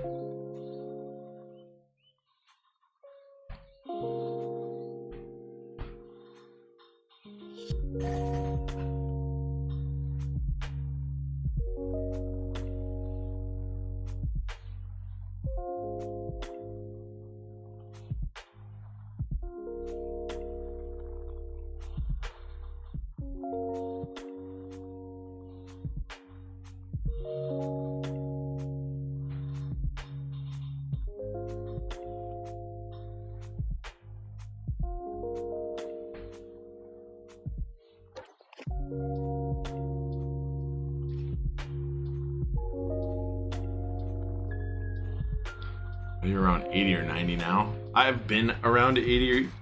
I've been at 80 before, but now I'm around like 60. I don't practice at all typing. Like literally the typing tests I do are the only time I practice typing. And I don't type enough in my regular daily job.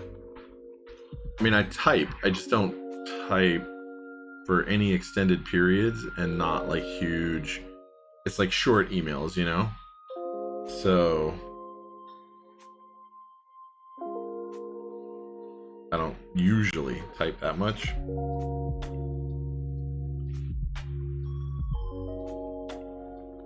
Every now and then I'll do some kind of a project where I need to, but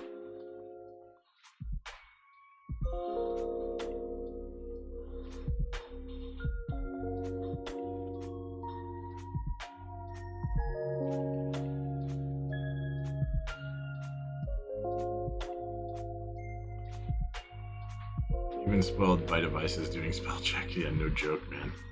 No joke. Yeah, it's amazing how much my accuracy suffers when I type really fast, but it's also just amazing how much my speed overall goes down as I don't do the thing for a while.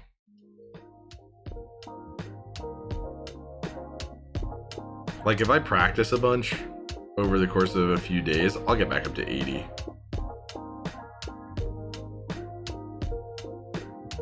I mean, people who are typing like all the time for their job or whatever, I understand why they need and want to be fast and why they are in fact fast.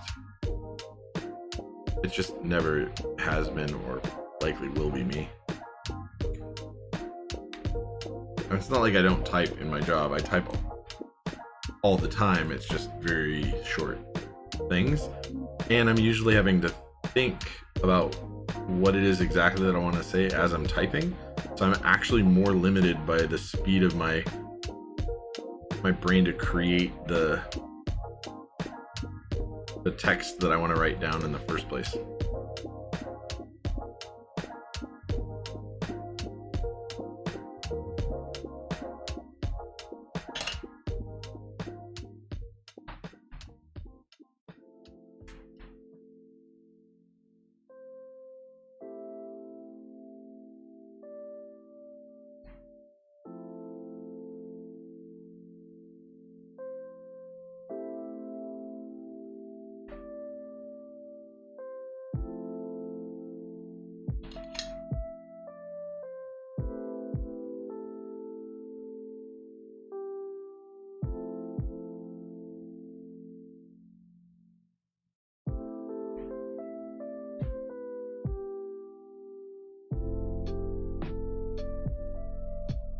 Sorry if I'm like not super up on chat for the moment. I'll catch up in a sec. I just want to tap all these anchor things down that I put in.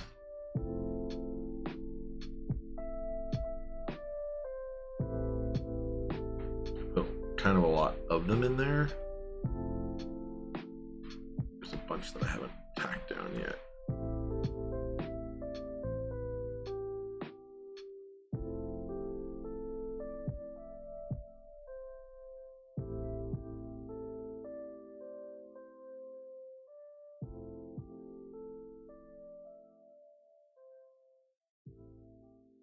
I do like soldering with this tip. This large tip is kind of weird because it has a scooped hole in it for like drag soldering, but it's kind of applicable even here. When you hold it at an angle, like you fill up the little pocket and joint until there's enough there and it just globs on the right amount. Kind of an interesting idea. we're using for through-hole soldering, at least. But it's working out really well for the last couple boards. Okay, let me catch up with you guys. The tip is sick. This tip is awesome. You type around 115 or 120 usually when you go fast. 105, 110, you look for accuracy. Dude, you type really fast. You can't wait for a keyboard to grow and group by. Which one are you looking forward to the most, Pleasant Chaos? I have a suggestion for you if you want a TKL.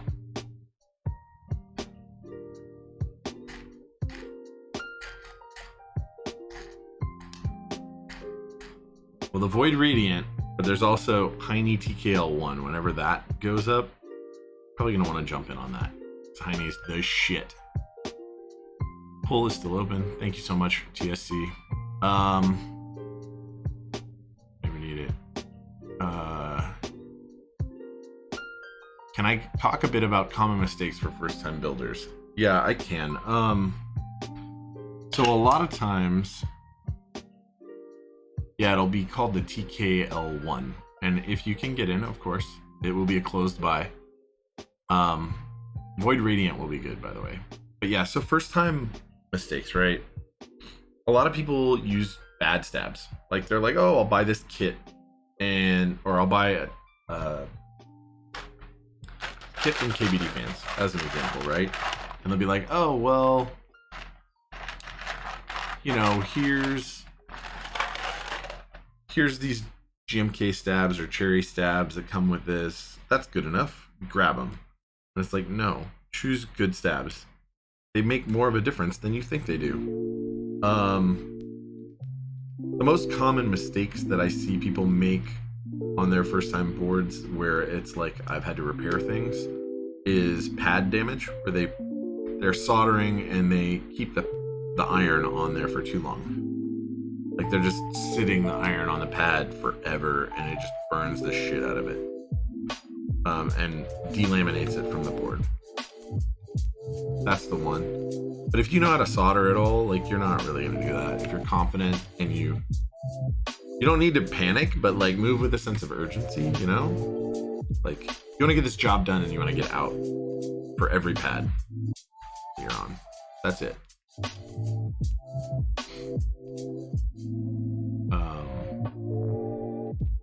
Desoldering is a whole thing, and I won't even say that's a first-time board builder thing. Like, if you're brand new to keyboards, you know nothing about them, like, probably don't start desoldering things without talking to somebody first.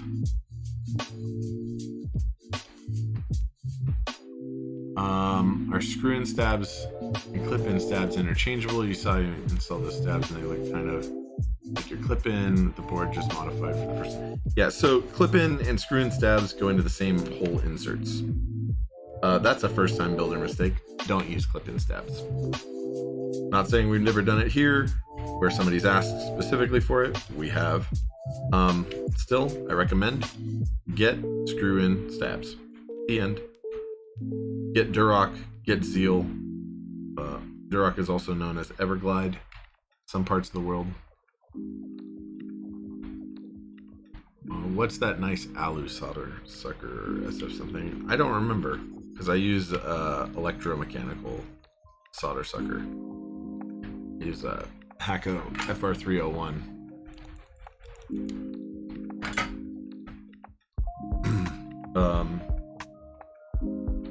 There are ones that work. Apiary's stream has, I think she has one of those metal ones.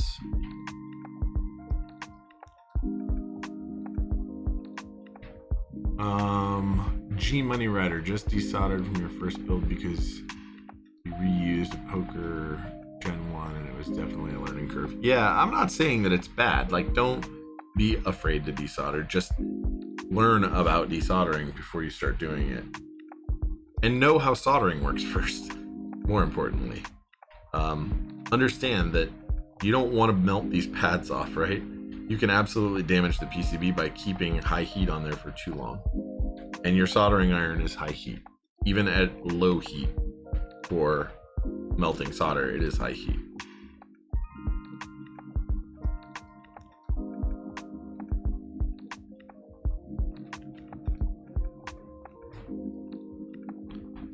So you gotta, you know, do your best to not mess it up.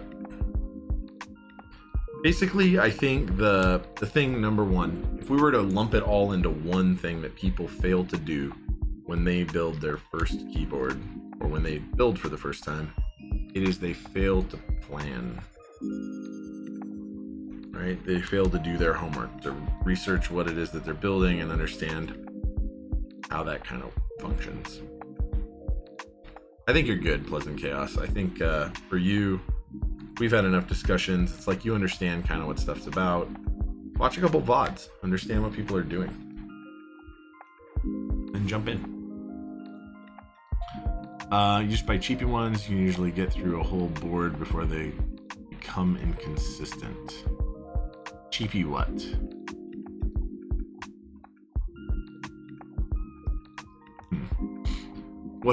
What's cooking good looking? Thanks, man. What's going on? How you doing today?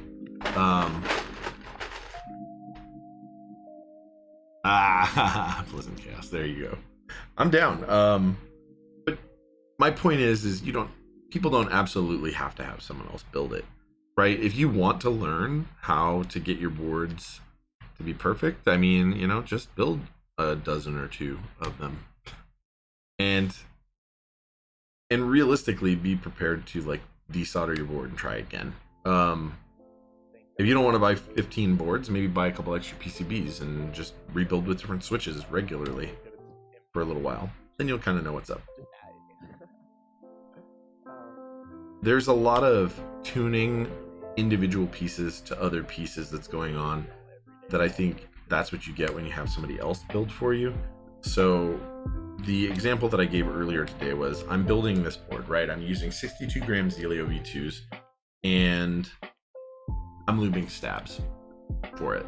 I'm lubing these Everglide stabs. Well, if you watched my lube job on these stabs, it was a lighter lube job than what I normally do, right? So what I do with a lot of my stuff where I'm using 78 gram Zealio V2s is my stabilizers are more heavily lubed because the spring and the space bar and the shift and the enter and the backspace have more force that they can apply to the keycap to lift it back up to make it still not sluggish or whatever. It's a lot more finicky when you go light. A lot of people build with fairly light spring switches and it has an effect, right? People get sluggish stabs and stuff because, you know, the tolerances are getting tighter and they're not aware of it and they're running into issues as a result. So, you know, like I said, you just got to be aware of what it is that your parts are, what you're building, and what the limitations are, and go from there. Solder sucker, like a 3-pack for $6. Yeah, the problem with I'll give you the reason I don't like mechanical only solder suckers. Right after I thank Hooligan605 for following. Servo O, thank you for your follow. I didn't call you out. And anybody that's not already following, if you're considering it, you know, just go ahead and hit that button. And then consider jumping over to Instagram and YouTube and, you know, giving a sub or follow there. I would appreciate it, man. Mosh moshe. Mosh moshe. Thank you so much for the follow. Appreciate it. Now, what was I saying? Why I don't like mechanical only soldering irons or desoldering guns, pumps. The amount of suction required to pull up all of the solder through a hole on a big joint like a switch in one go is fairly large. It needs to move a large amount of air, a large volume, and so a lot of those things suck very quickly and try and draw a lot up really quick, right? And so what ends up happening is the suction power is too high. So the iron is hot. It's heating the pad up to the point where it's near delamination naturally. and then it applies an immense amount of suction force to the board, and you lose pads. It literally just sucks them right off. Well, the reason I like these electric guns a little more, aside from that they're fast and convenient, is they actually have less pressure, but they just continuously pull, right? So the pump, right here, I'm gonna hit this up. I don't think anyone's ever heard the DSGOD desoldering gun of doom on this microphone. Hopefully it's not too loud. So if I just hold this down, you're gonna see it just continuously goes, right? And so that, now I'm gonna actually let it heat up and then tin the tip. But my point is, the gun is continuously pulling at a lower pressure, but with more flow to get off what you want, right? Oh, I thought it went off. I was like, no. This is expensive though. It's $270. It's more expensive than my really nice soldering iron that's sitting right there, right? The Pace ADS 200 is less than this. And this is just definitively a less good soldering iron. Okay, now lights off. It's hot. Right, tin its tip.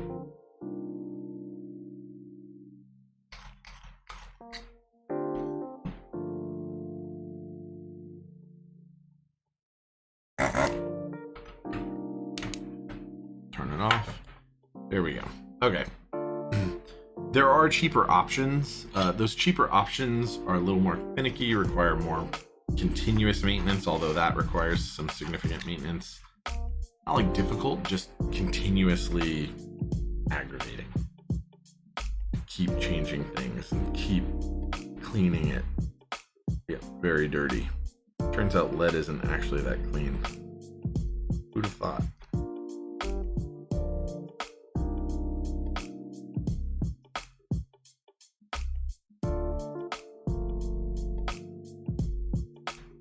That one was in. It was just that other one that wasn't.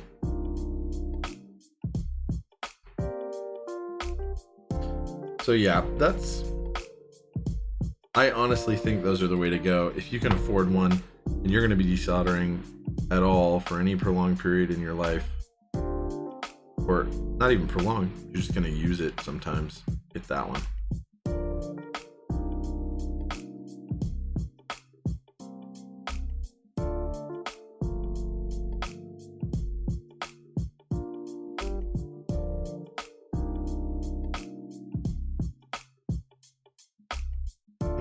So there's my thoughts on desoldering with the hand pumps. It's more expensive than an entry-level custom. It is. Maybe not a custom, but a kit. It's more expensive than a KBD8X or a tofu kit without switches, or maybe with very, very cheap switches.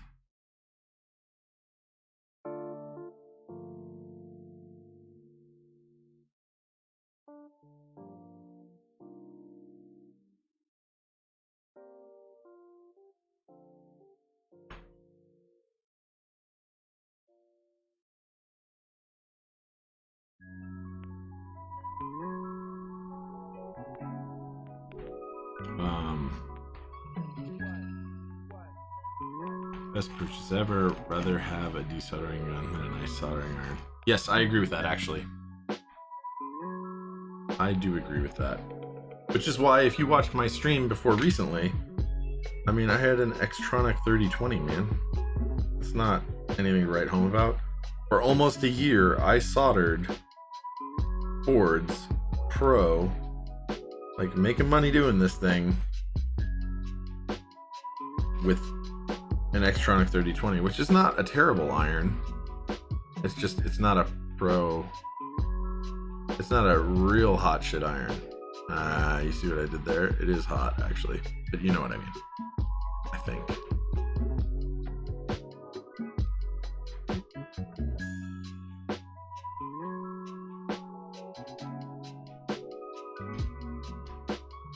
So the board flexes, and because of the relief cuts, it's kind of a pain in the ass when you go to solder because some of the switches want to dislodge a little bit as the PCB wants to flex and the plate doesn't.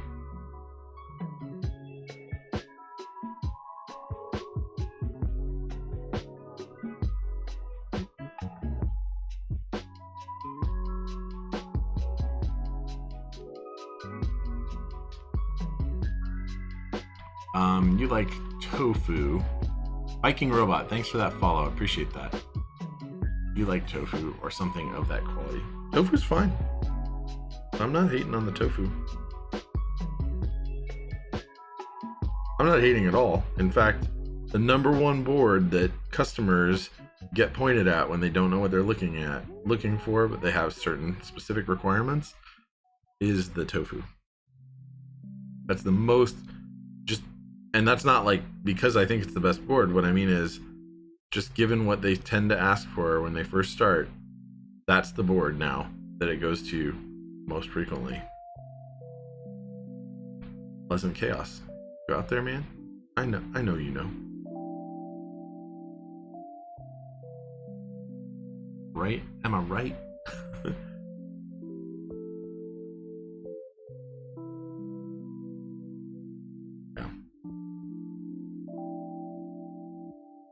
I don't know. I like the tofu just fine. Especially if you want 60%. But now there's that tofu 65. Shh, don't tell Chewy. Joking.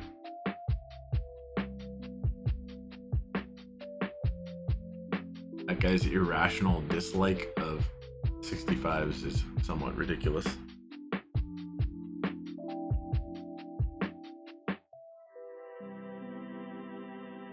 I think he'd disagree that it's not irrational, but it is. Don't hate on my preference, yo.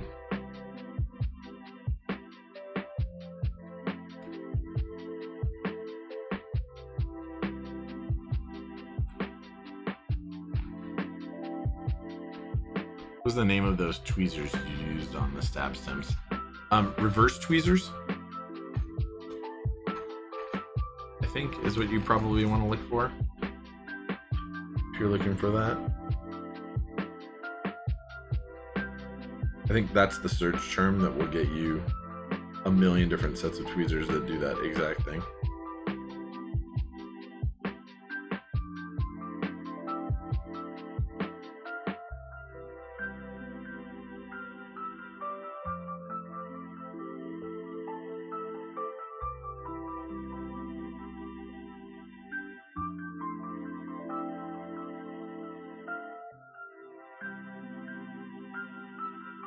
If that doesn't work, reverse locking tweezers or something like that.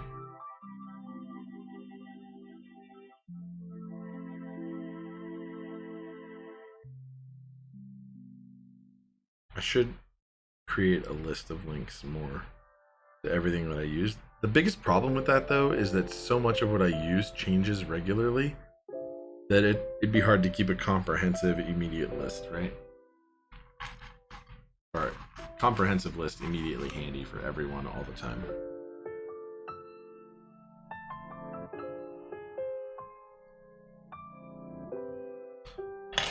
Okay, and it's tinned.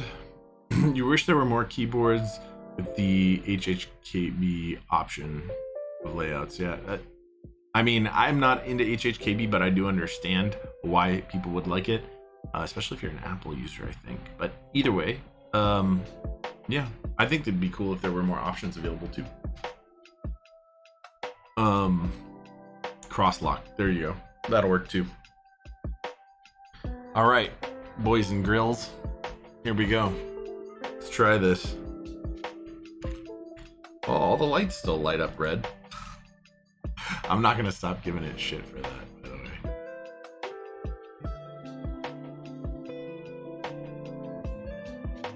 Okay, so here we go.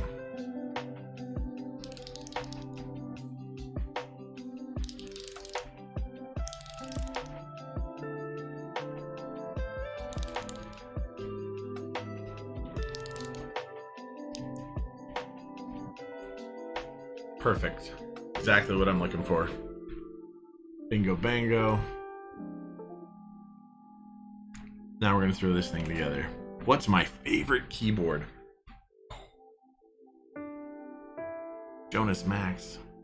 I don't even know how to answer that question, man.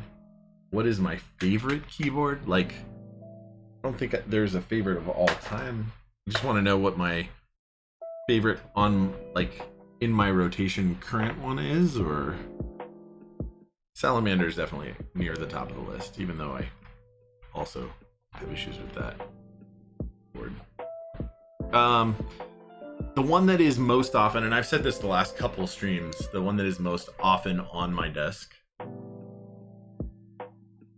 my regular desk, the desk that I actually do most of my computing on, at home at least, HBCP. That's it. It's the one that's most likely to be there. It's over the last 7 months.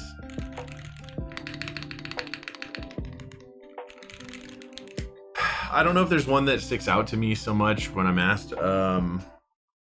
Kepler's pretty cool, even though I haven't taken receipt of mine. I have handled them. Salamander's really good. I'm looking at my stack of keys. I actually had everything laid out yesterday because I had someone over who is new and into keyboards, and I just laid out like all of both of these desks and a bunch of this other desk over here were like completely covered. So I was like, this is the one that I'm most likely to type on any given day.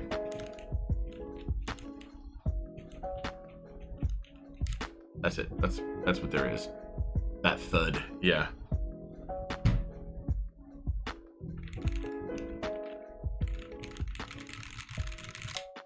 Yep, so that one. Ugh. Also, it's nice and hefty. Nice and heavy. Okay, I think our winner of our oh, it was Modern Dolch by 1 vote. Are you serious? Okay. All right, fine. All right, fine. Modern Dolch it'll be then. Okay. Well, I'll leave the vote up actually. Go ahead and throw the vote up one more time, PSC. And I'm gonna put this thing together, and we will see where it gets to. But it sounds like that's what it's gonna be. I know that'll make you happy. Wasn't chaos.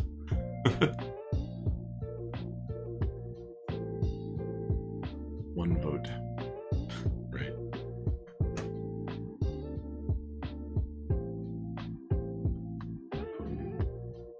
Yeah, so unless people want to keep voting, exactly. We're not quite there yet. It bothers me. These guys don't use like strongly ferromagnetic screws.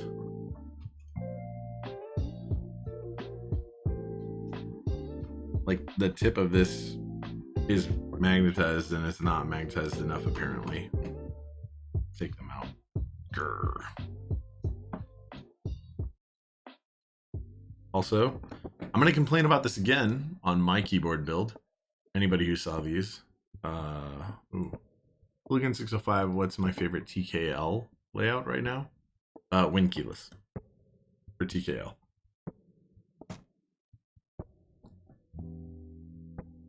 But there's only so many layouts for TKL. Anyway. Oh, what's my favorite TKL out right now? That's That's a really hard question to answer, actually. I haven't taken receipt of my Kepler. It's probably near the top of the list. Lin Whale is on that list. Unicorn X Legend is near the top of that list also, though it's lower than those other two. Trying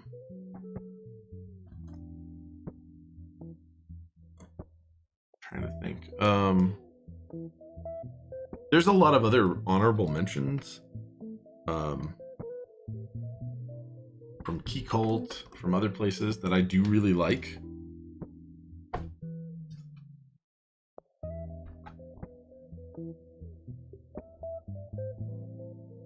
I don't know though. I can't tell you which one for sure. Probably Kepler when it's in. The ones I've seen are 7V, yes. That'll be cool.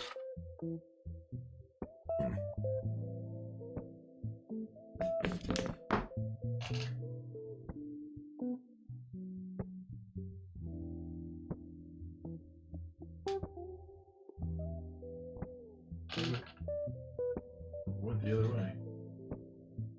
Okay. So we are going to burger mount mine, like the others. And you totally derailed me. If you guys haven't voted yet, go up and vote.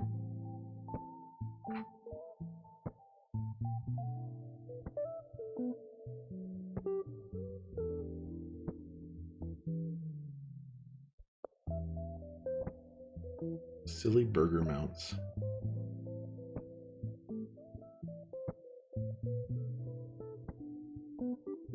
I don't know. Burger mount seems silly and everybody bitches about it not being as good as other types of isolation mount, but some really good sounding boards have it. Austin has it, HBCP has it.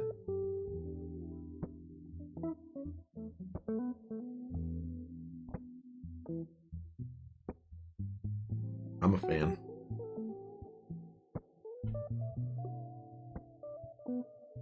And surprisingly easy to install on this board. I think it was an afterthought on this board. There's no specific cutout for it.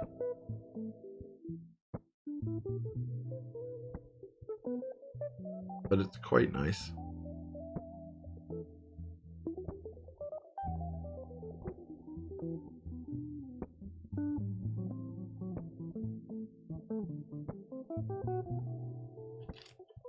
Quite nice. Does seem to require quite a lot of concentration, sorry.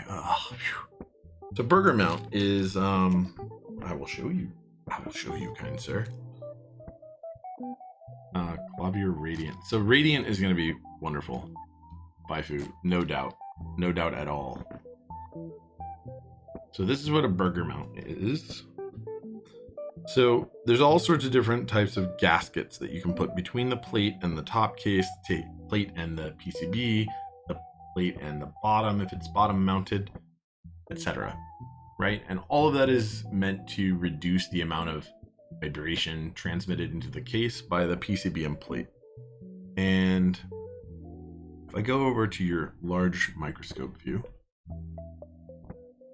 and show you guys, so there's just this rubber O-ring.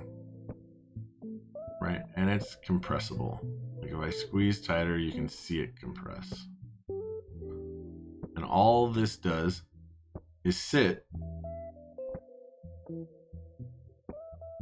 between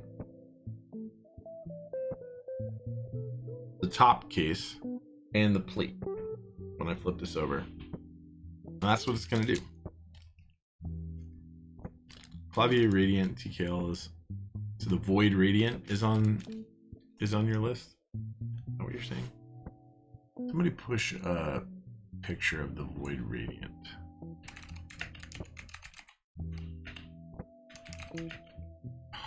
I'm unplugged. Somebody want to post a link to the Void Radiant? Which is in Group Buy? Or it has not entered Group Buy yet. Okay. So here we go. So this basically just sits down on top of those.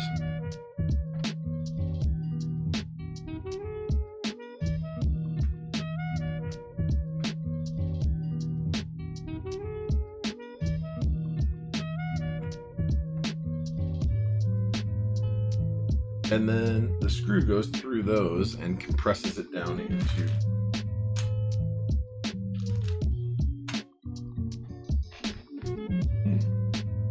Where is that stuff? Did I leave that in here? That may have gotten left in here.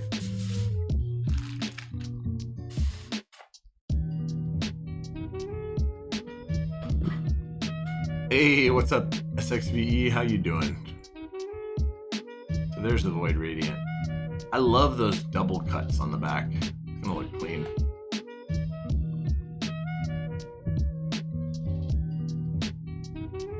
It's gonna look so good. Harvey Larvae. Harvey Larvae. Thank you so much for the follow, man. I appreciate that. Yeah, the side profile on that Radiant is gonna look good, but it's not a production board, and it, as far as I know, doesn't actually exist yet. So I don't know for sure that it doesn't exist at all. Maybe it does. Well, this is gonna be really awkward if I don't have screws. I haven't pulled mine up that much, so box. Unless it's shipped in the super awkward.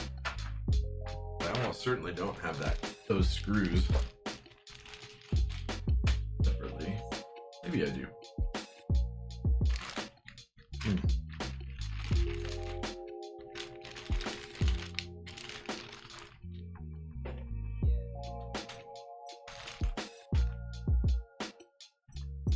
Did mine not ship with screws?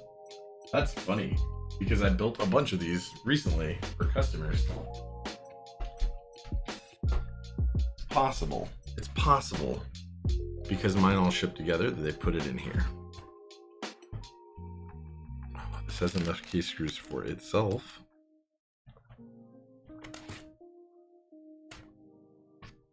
Oh, I know it's not down here.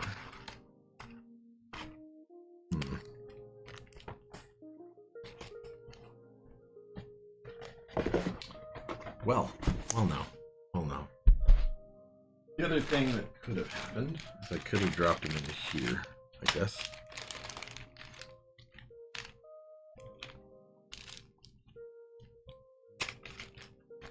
No, I really couldn't have.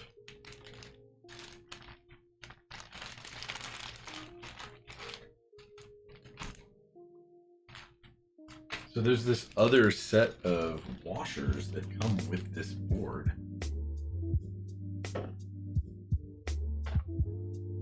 Go watch the beginning. I'll see if I set them somewhere. These are other weird washers that do come with it, though. Guess we can. Oh, these are the key screws, though. Man, major bummer.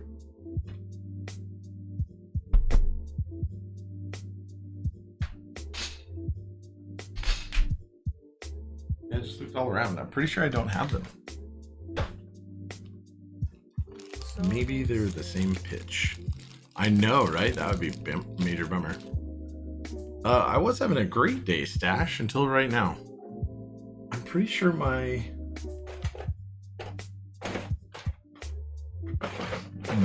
personal KBD8X Mark II didn't ship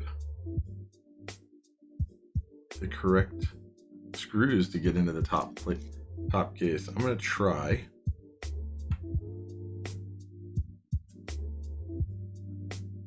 Well, those stab ones thread in perfectly. Like, no damage, they are smooth. I'm just gonna be short some screws.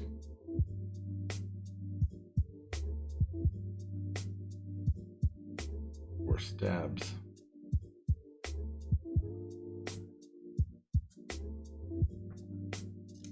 Oh well. Luckily they're the same pitch, because those thread in perfect.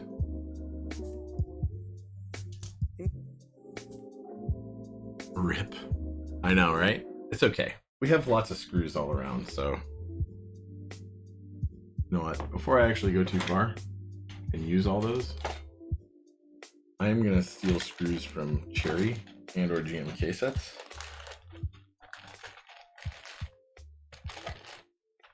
Of which I have many, many more sets than I am from, or than I do Everglide ones. So we aren't going to use the Everglide ones. We aren't going to use the old ones because they're gold and they match.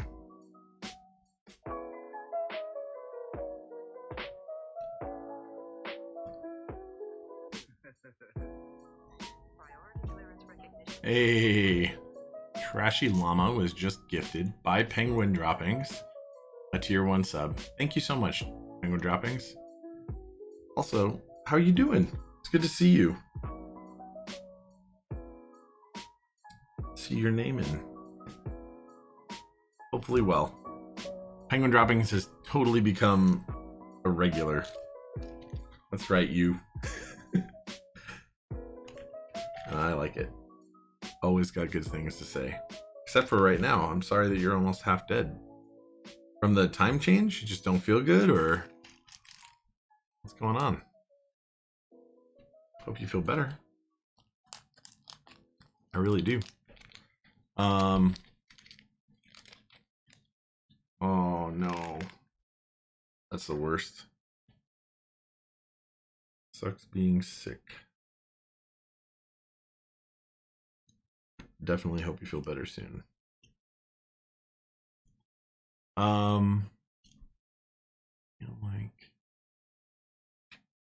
That was your first time gifting a sub. Thank you so much. Really. It's a Trashy Llama.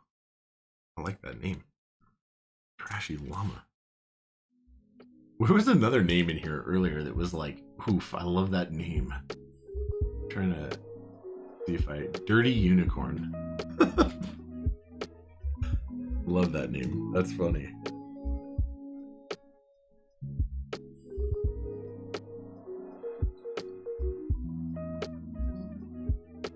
Con crud. Yeah, no joke. Ink 6 sucks. Dirty Unicorn is a goat.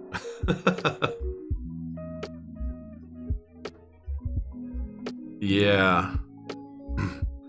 So a game that I used to play was geolocation based, and it was called Ingress. And things that were places that were hard to get to, or portals in the game that were very difficult to get or achieve capture of or whatever, were called unicorns by people in the community. And one time I was at such a place and I captured this crazy hard to get to place, and then I there were donkeys there, and one of the donkeys was, I don't know, maybe he was just excited by the other donkeys. But I saw him and I snapped a picture of it and I sent it to everybody, and I was like, that's a messed up looking unicorn. You know, because the horn was on the wrong side. Thought you guys would appreciate that. Dirty Unicorn is a goat. For me, I think a Dirty Unicorn is a donkey, but sure, fits.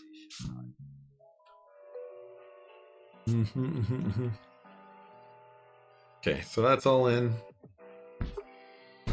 Don't worry, we just made a stabilizer set completely worthless at this point. And now it's time to throw this thing together and see what key set won. The poll, which, by the way, if you haven't voted yet, go ahead and vote. I vote Oblivion, personally. But, you know.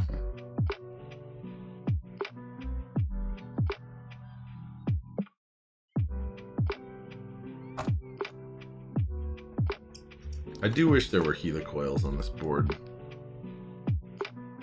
I hate screwing into polycarbonate directly with metal screws. Feels like I'm gonna break something.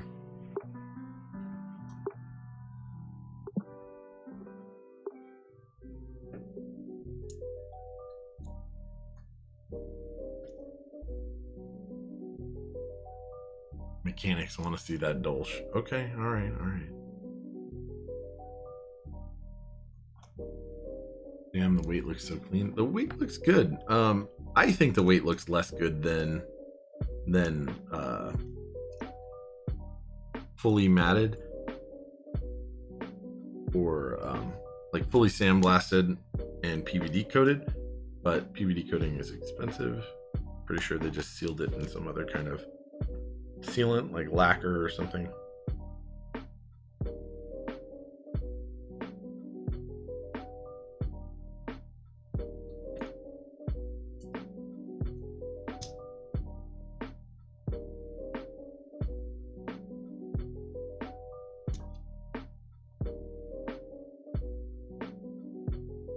This will probably maintain exactly this looking finish for a very long time though, and won't start looking bad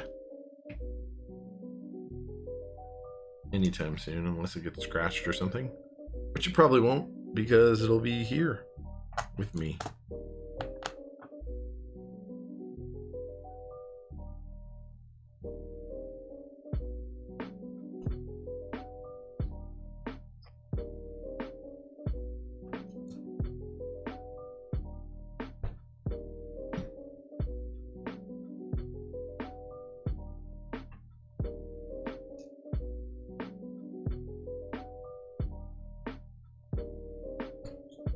So what con did you go to, Penguin Droppings, if you don't mind me asking, that you got your crud at?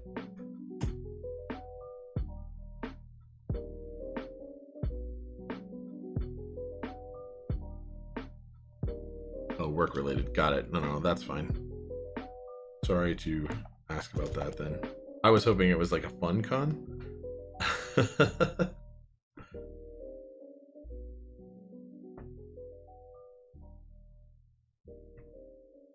Actually canceled the one in Chicago. Yeah, I have to admit I'm pretty bummed about the way this whole thing is going with the coronavirus. Some interesting articles out there about, you know, like even the government recommending their employees like avoid travel, stuff like that. Like,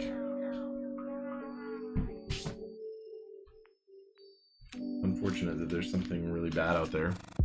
Hopefully the world is mostly okay.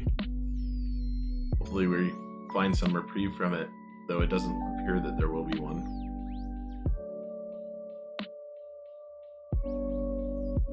Like we're pretty much all gonna contract this thing and hopefully everybody's all right. A lot of cases of hate crimes against Asians. Really? Because of coronavirus initiate? Like, come on. That seems like a stupid... Whatever. People will use any excuse to hate other people that they can. I mean, that... Sometimes that's just how some people are. Oh, I started putting it on there. I didn't even go look. I just assumed. Yeah, it did win. But here we go. Modern Dolch. That is because people are stupid. You're not wrong.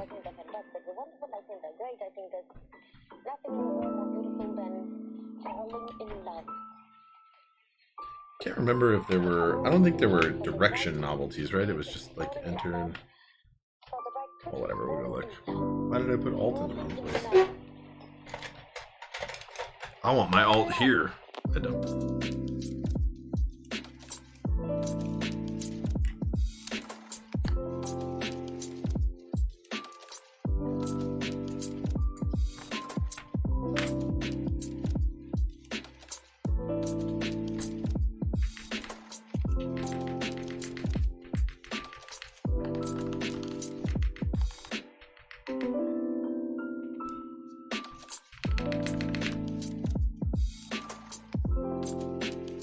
First time watching me, like the keyboard. Thanks, man.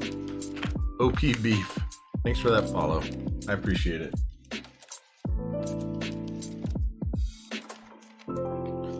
question is, do I use the mod colored or the alphas colored pipe and tilde?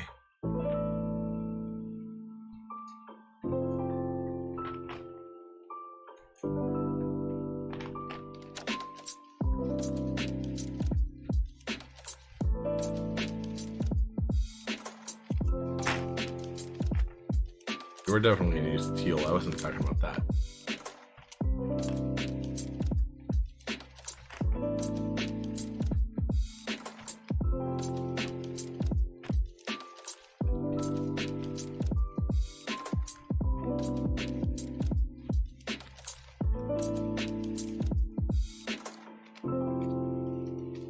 Always alpha colored. Alpha colored. Okay, I'll do alpha colored. I actually kind of prefer alpha colored also, but sometimes on some boards it looks better. W Profit, thanks for that follow. Appreciate that.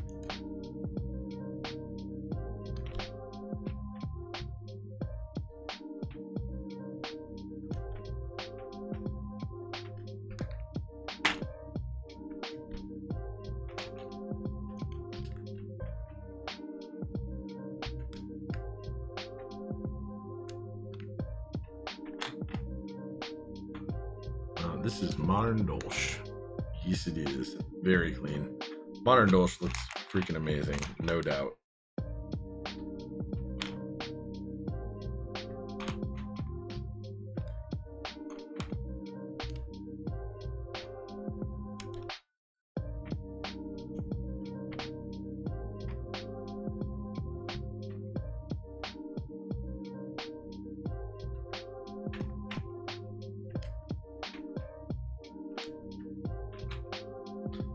Pleasant Chaos wanted to see this.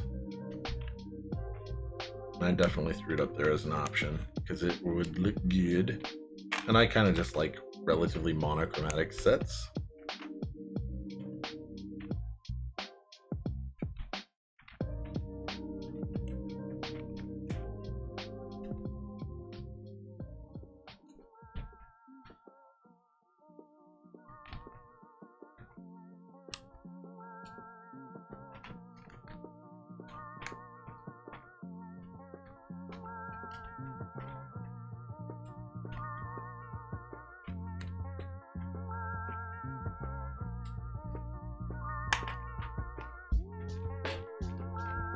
I kind of almost want to just see it without the accents, but I will throw the accents on because, you know, it's Modern Dolch, and if you didn't, that would be silly.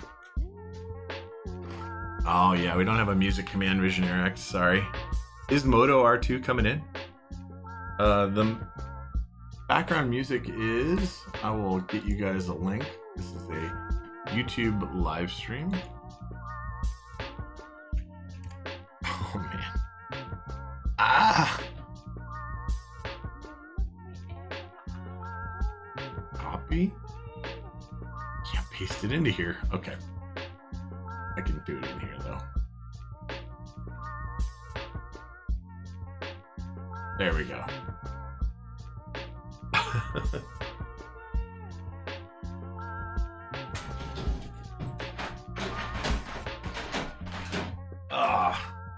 Here's just a bunch of accents, guys.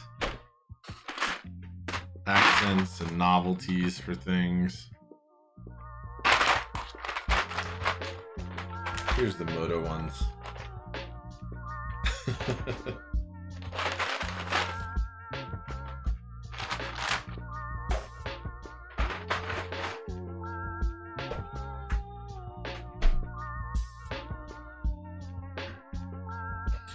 Okay, so there aren't arrows.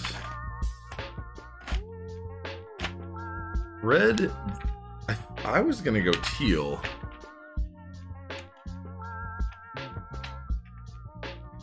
But I could do red. I don't dislike the teal or the red. Some people dislike the red because it didn't turn out the way that most people wanted it to. Let me put this aside and I'll get this out of your guys' chat, on-screen chat window.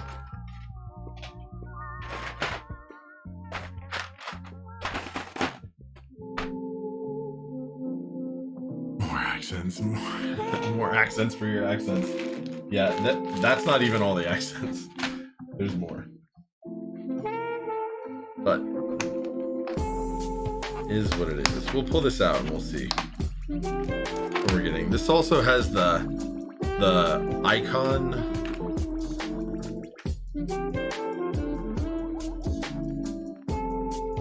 The modern kit or whatever, which we didn't use. So the question is, do we want this or do we want this?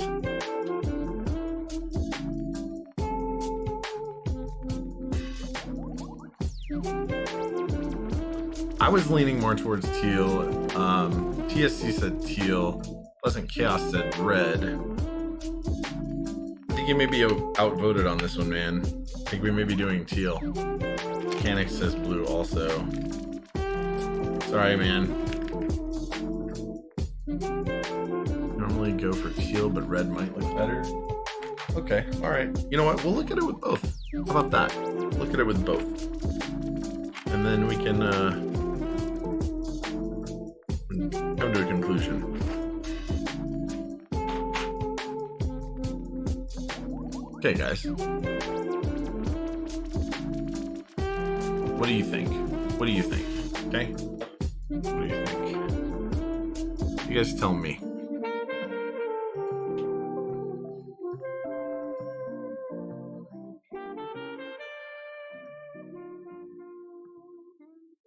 You think this?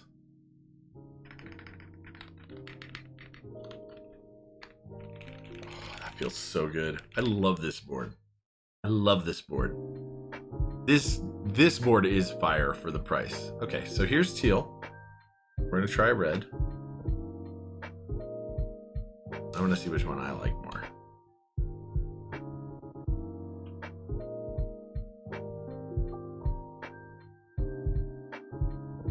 Now that I see the red, I would probably. So the people didn't like the way that the red turned out on this set a lot. Oh man, they were both really good. The LEDs are programmable, yeah.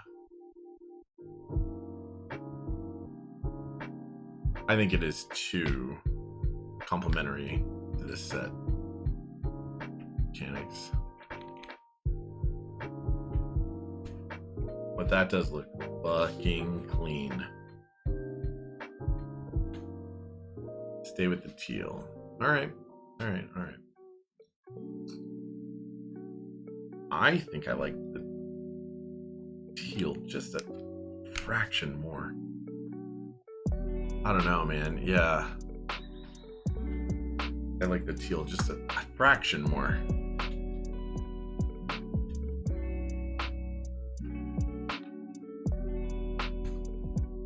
Even with the red light.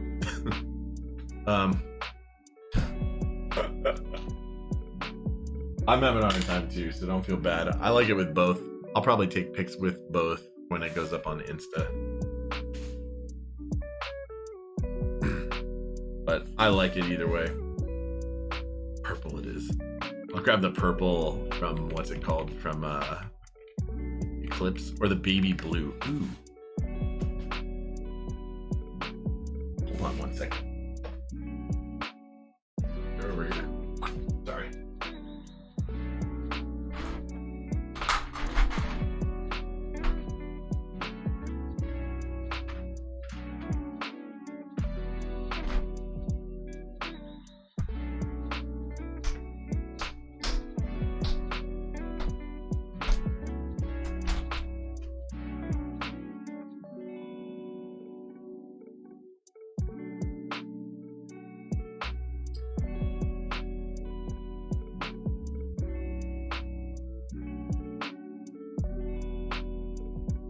We're not gonna do that. We're gonna leave teal. I was like, baby blue I could do. Alright. Yeah, I wasn't into him either. That much. I mean, this one is mine, so I did buy it. Yeah, I like that more bright accent as well. I'm a big fan of this board right here, though.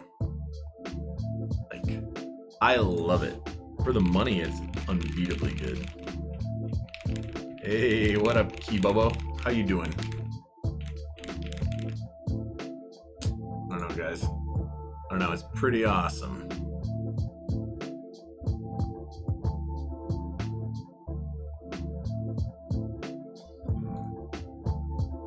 All right, get ready. Get ready for this. Hold on one second.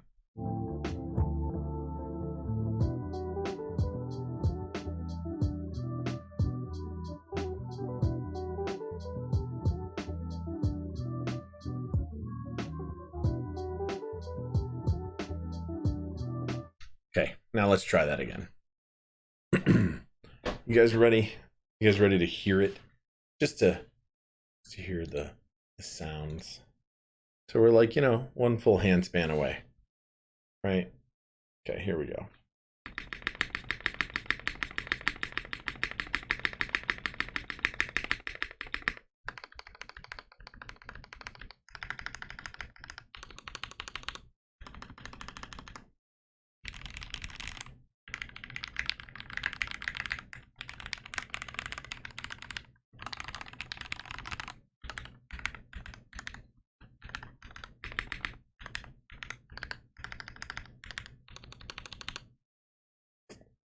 I'm kind of a fan. I am not gonna lie. Kind of a fan. Well, I don't have my 10 fast fingers up yet. What's wrong with me? Don't worry, we're up now. Okay. Here we go. You guys ready for this? You guys ready? It's gonna be bad. Turns volume to 400%. No, probably not that. Probably not that. But what I am going to do is... Okay.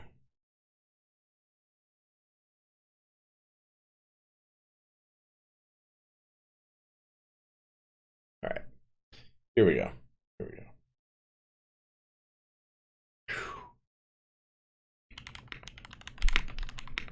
Oh, hold on. Hold on.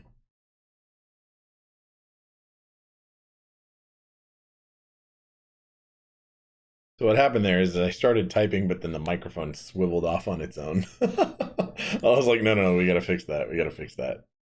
Yeah, it's definitely not gonna be 120, but we could try again.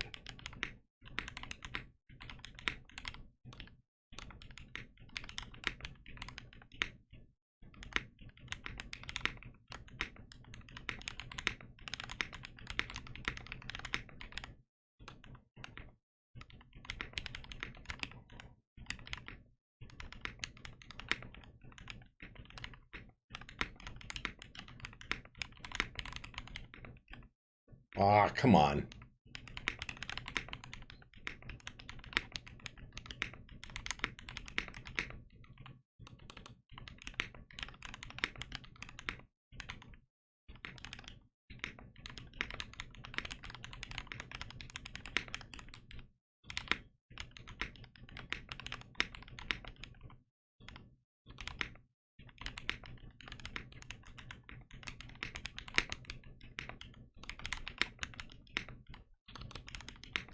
That was bad. Bad. Bad. So many mistakes. Bad. Anyway, whatever. No, let's not do that. Let's not do that. I want you guys to hear it still. Still want you guys to hear it. Because honestly, it's just so beautiful. The sound is so good.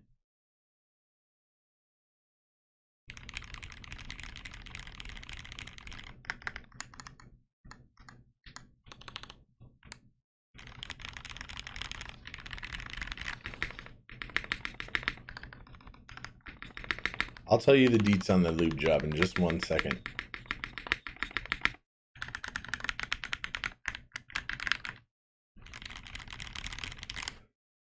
Whew. Okay, music back on then. I'll tell you those deets in 1 moment.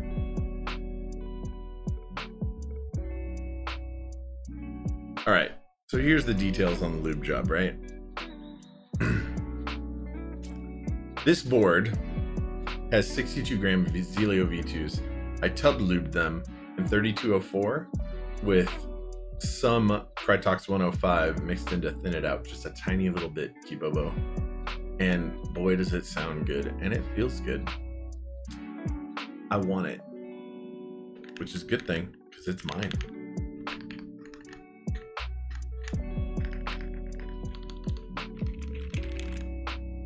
Yep, simple and effective. And what's gonna happen probably next board build is, or my next build is gonna be the 10 keypad that goes right along with this.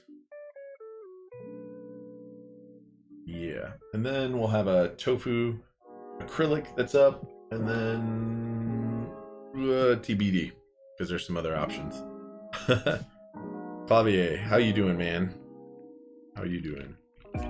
Tub lube the stems. Yep, I tub lube the stems and I tub lube the springs, and that's how we do here on my stream.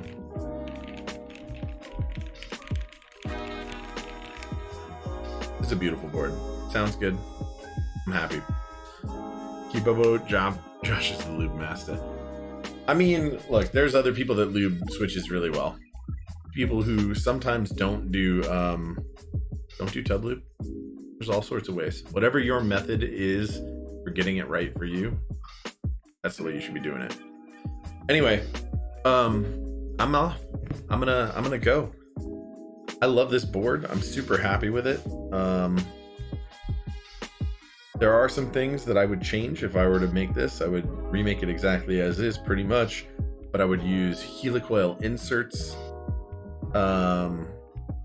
Would probably machine out a tiny little area for the burger washers. Like I said, on the PCB, some silk screening I would want added. Just, you know, so everything's laid out in a way that everybody understands. But despite my critiques of it, this board was inexpensive. Not only was this board, for $502, I had the quick shipping from KBD fans for this board with 2 plate options and the KBD pad shipped to my house. You cannot do that. Cannot do that at that price for any other custom. Visionaire, thanks for taking the time to talk cameras with you. Of course, man. Of course. Yeah, no problem. And I hope that the stream quality keeps going up, honestly. You're always welcome. TSC, thanks for hitting up the socials. Everybody down, you know, actually right, dang, the side is over here. But it's actually over here that you probably see the side where you actually see the links. Go ahead and, you know, go over to my YouTube, go over to my Instagram, give a follow or a sub or whatever it's called there. Please, if you have the opportunity, and if you're not already a follower or a subscriber here, think about it. Go ahead and click that follow. I really had a great time with you guys. Our stream time today is just at 3 hours. Captain Lutra, thank you for the follow, man. So just over 3 hours, and we're KO. I hope the rest of you guys have a great afternoon, or night, or whatever. If Jay is streaming, I need to find him. Is he streaming under Top Black, I'm guessing? I'll find him. Because we're definitely gonna raid. Yep, okay. So we're gonna raid Top Black, and I hope you guys have a great one.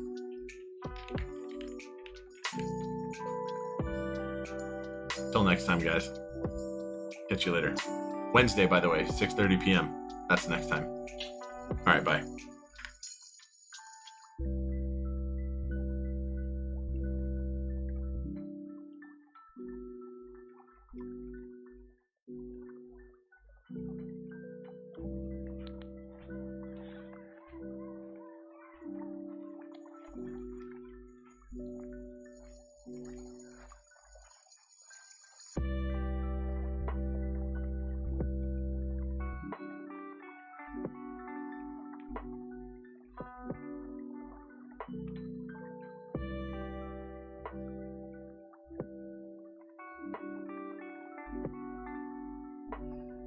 see if that holds. See if that holds.